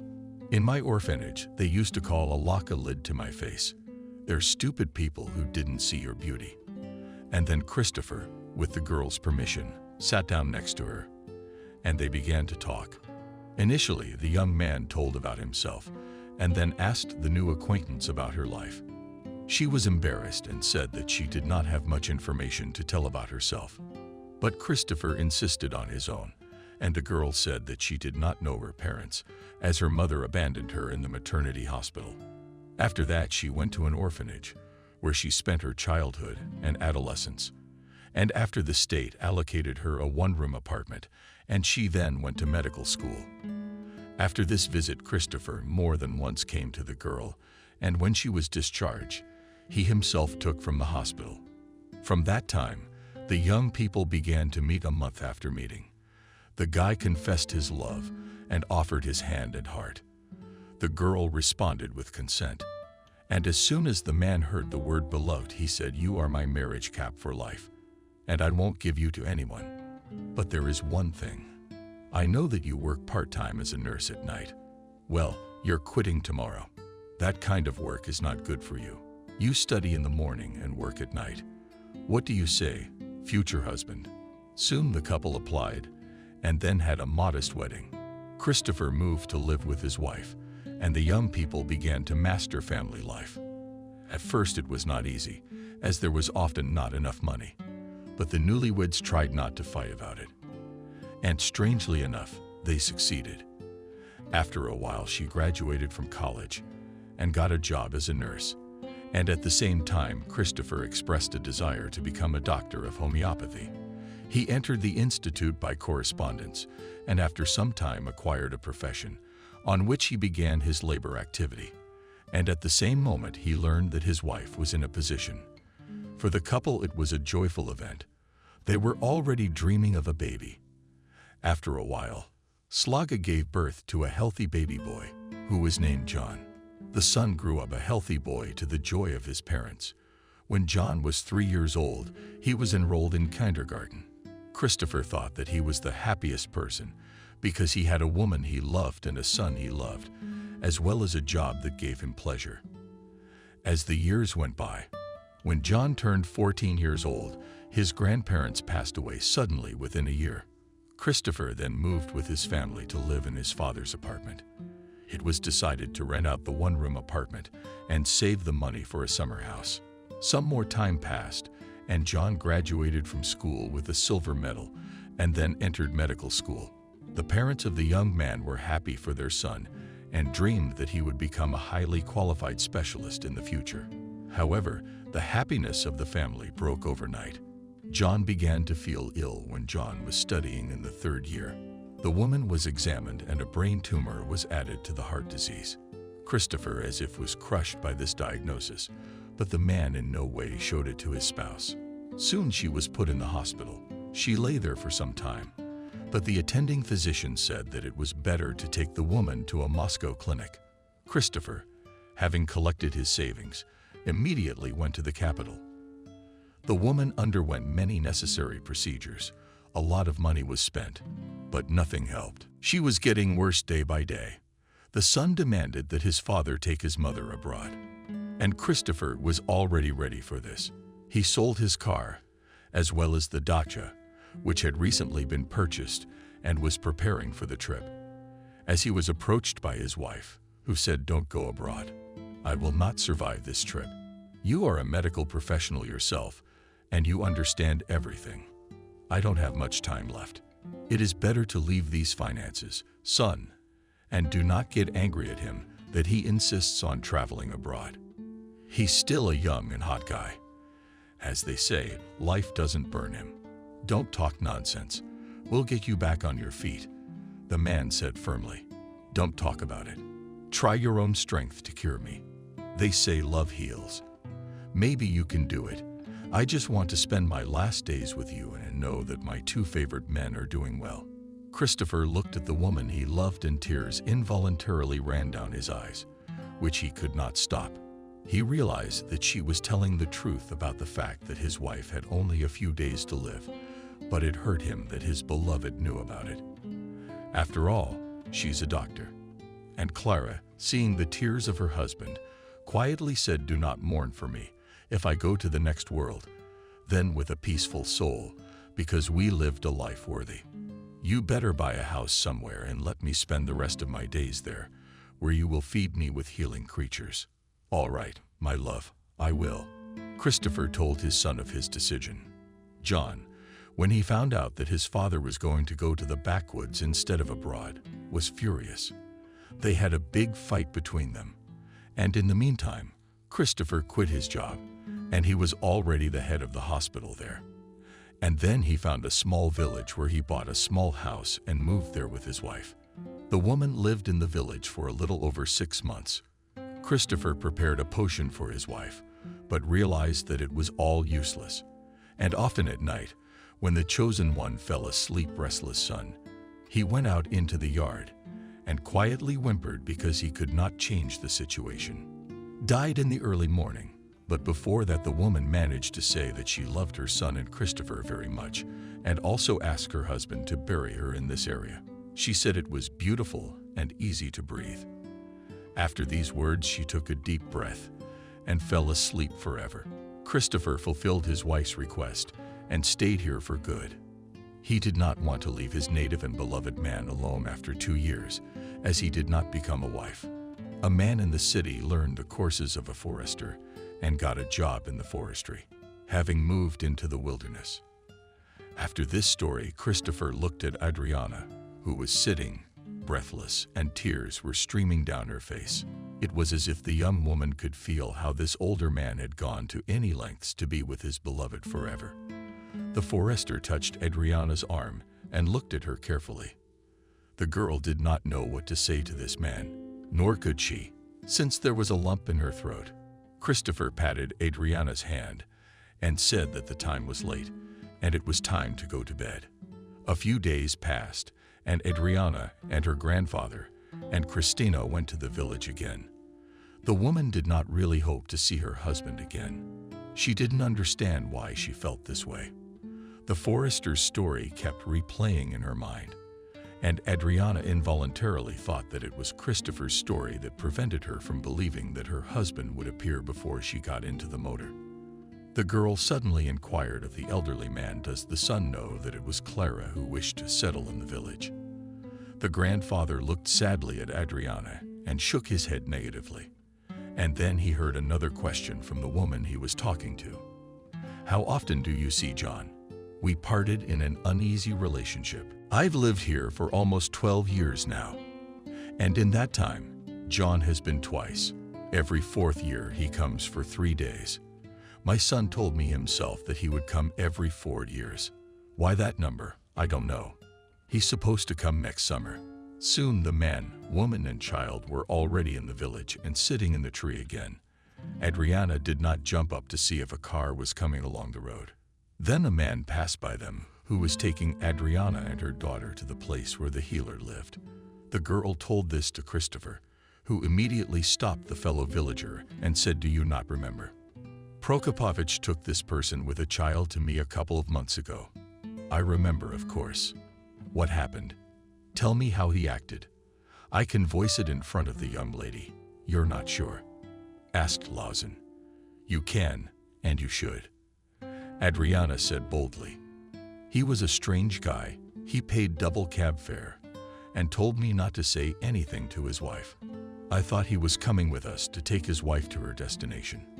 He's got some kind of seasickness thing going on. Any reasonable man wouldn't let a beautiful woman go alone with a stranger." "You see what he did," Lawson said. Christopher looked at Adriana, who smiled sadly, and then said that it was time to go back to the goat. And then she added that it was very difficult to milk in the dark. The woman took her daughter by the hand and went first to the river. As soon as they reached the motor, the forester turned Adriana to face him and said, "I understand that you have made conclusions for yourself. What are you going to do? Treat my daughter further. You said that 2 months to drink from Varia, and then a month of rest. That's 2 months gone. Now we'll take an active vacation." Trying not to cry, mumbled a young woman. "Do you mean that you are ready to live here for a few more months?" "Of course I am. It's all for my daughter's health. You don't understand. As in your life story. I've had my whole soul ripped out of me. I would have done anything to live with Stephen. I couldn't imagine living without him. And I realize now that he doesn't need me or my daughter. After all, a loving man would have wanted to know how his wife and daughter were living all this time. And here is silence. You left everything for your beloved and came here. You had a prestigious position in the city, surely a good position in society, and you even the desire of the woman you love went to conflict with his own son. And I have nothing to expect from Stephen, since I'm nothing to him. I'm sure this man is now tumbling around with my ex-girlfriend, and he's free to keep it that way. What's important to me right now is to cure Christina, and then we'll see how I move on. You need to think about your decision with a clear head, and they're emotional right now. Now let's go home. It is really uncomfortable to milk in the dark," the old man said in reply. The next morning, Adriana was the first to get up. She went out of the hut and looked at the nature. She liked to contemplate the forest and breathe in the fresh air. And at that time, Christopher approached her quietly and asked her how she had slept last night.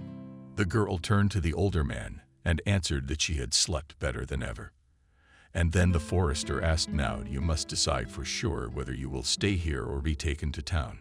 You need to know that now, because very soon summer will be over and fall will come. It can be hard to get out of here. It's often hard to get out here. It rains so hard that the river overflows its banks, and in winter there is a blizzard that you don't want to show your nose from your hut. I told you yesterday I'm staying. You taught me how to fish, and now it's time for me to learn how to hunt. Although I guess it's not really my thing. If you've made up your mind, you're a good girl. Now it's just a matter of building a barn for the goat, making hay, and of course, buying you appropriate clothing for the season. There's something for you in my lake car stuff, if you're not squeamish, of course. Christina, on the other hand, will have to buy everything new. Of course, I won't be squeamish. What are you talking about? You know, I feel bad. I don't even have the money to pay for it. Oh, wait a minute. Here's the engagement ring and the gold earrings Stephen gave me. You could pawn all that jewelry and you'd have money. Stop talking nonsense. I have the means. How much do I need on my own? I haven't spent much over the years. I wanted to give it to my son. I gave it to him, and he gave it back to me. So save your gold for a rainy day. Next Thursday, we'll go into town, do a little shopping. We'll get Christina a doll and buy her some books. And I made the Barbie nursery myself. It won't be worse than the store ones. Time flew by. Autumn passed, and then winter came. Adriana enjoyed watching the seasons change, and in each month she found its own charm. What did the latter man often talk about? The elderly man listened to her interlocutor and told her that she had a talent for writing. Because of the way she painted colorfully the seasons, soon it was spring. The man started the vegetable garden. Adriana was helping him with it. Christina also demanded that the adults give her a job. Christopher, in order not to offend the child, gave the girl millet and asked her to pick it.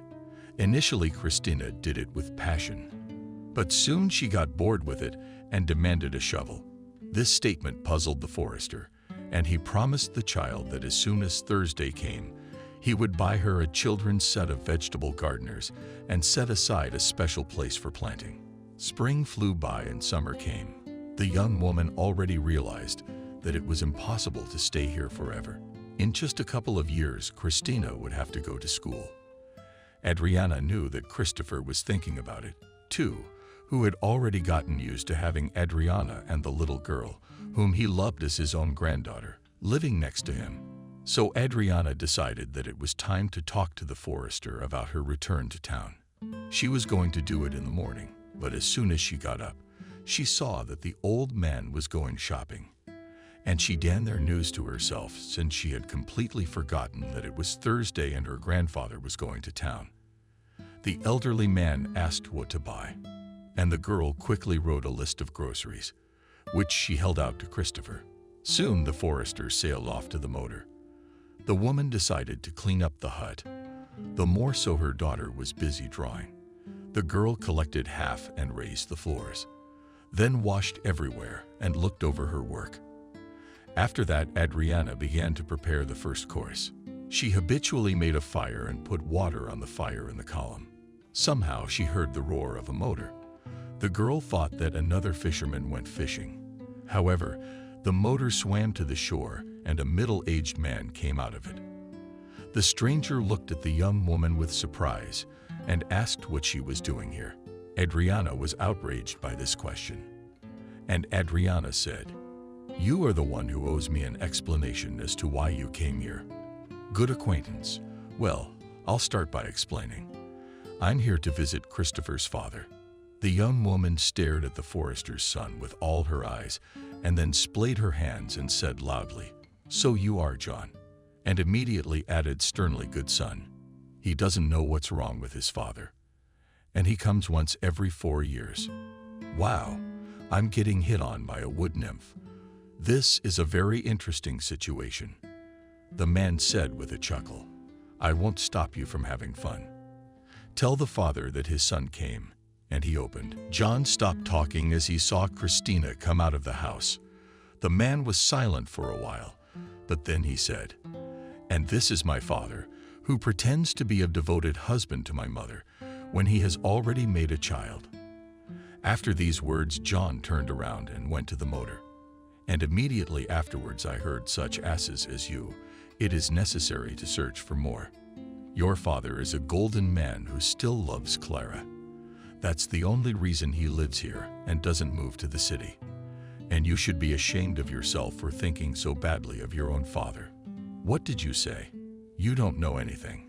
Dad brought Mom here when the doctors could have helped her." And the man was interrupted at the same moment by Adriana, who said in a calmer voice, "Shut up, ignoramus, and listen to what I'm about to tell you. Your mother knew she was going to die soon, and it was she who persuaded your father to bring her here. I don't know why I kept it from you, Christopher, but I can tell you with certainty that I have never seen such love as that between your parents."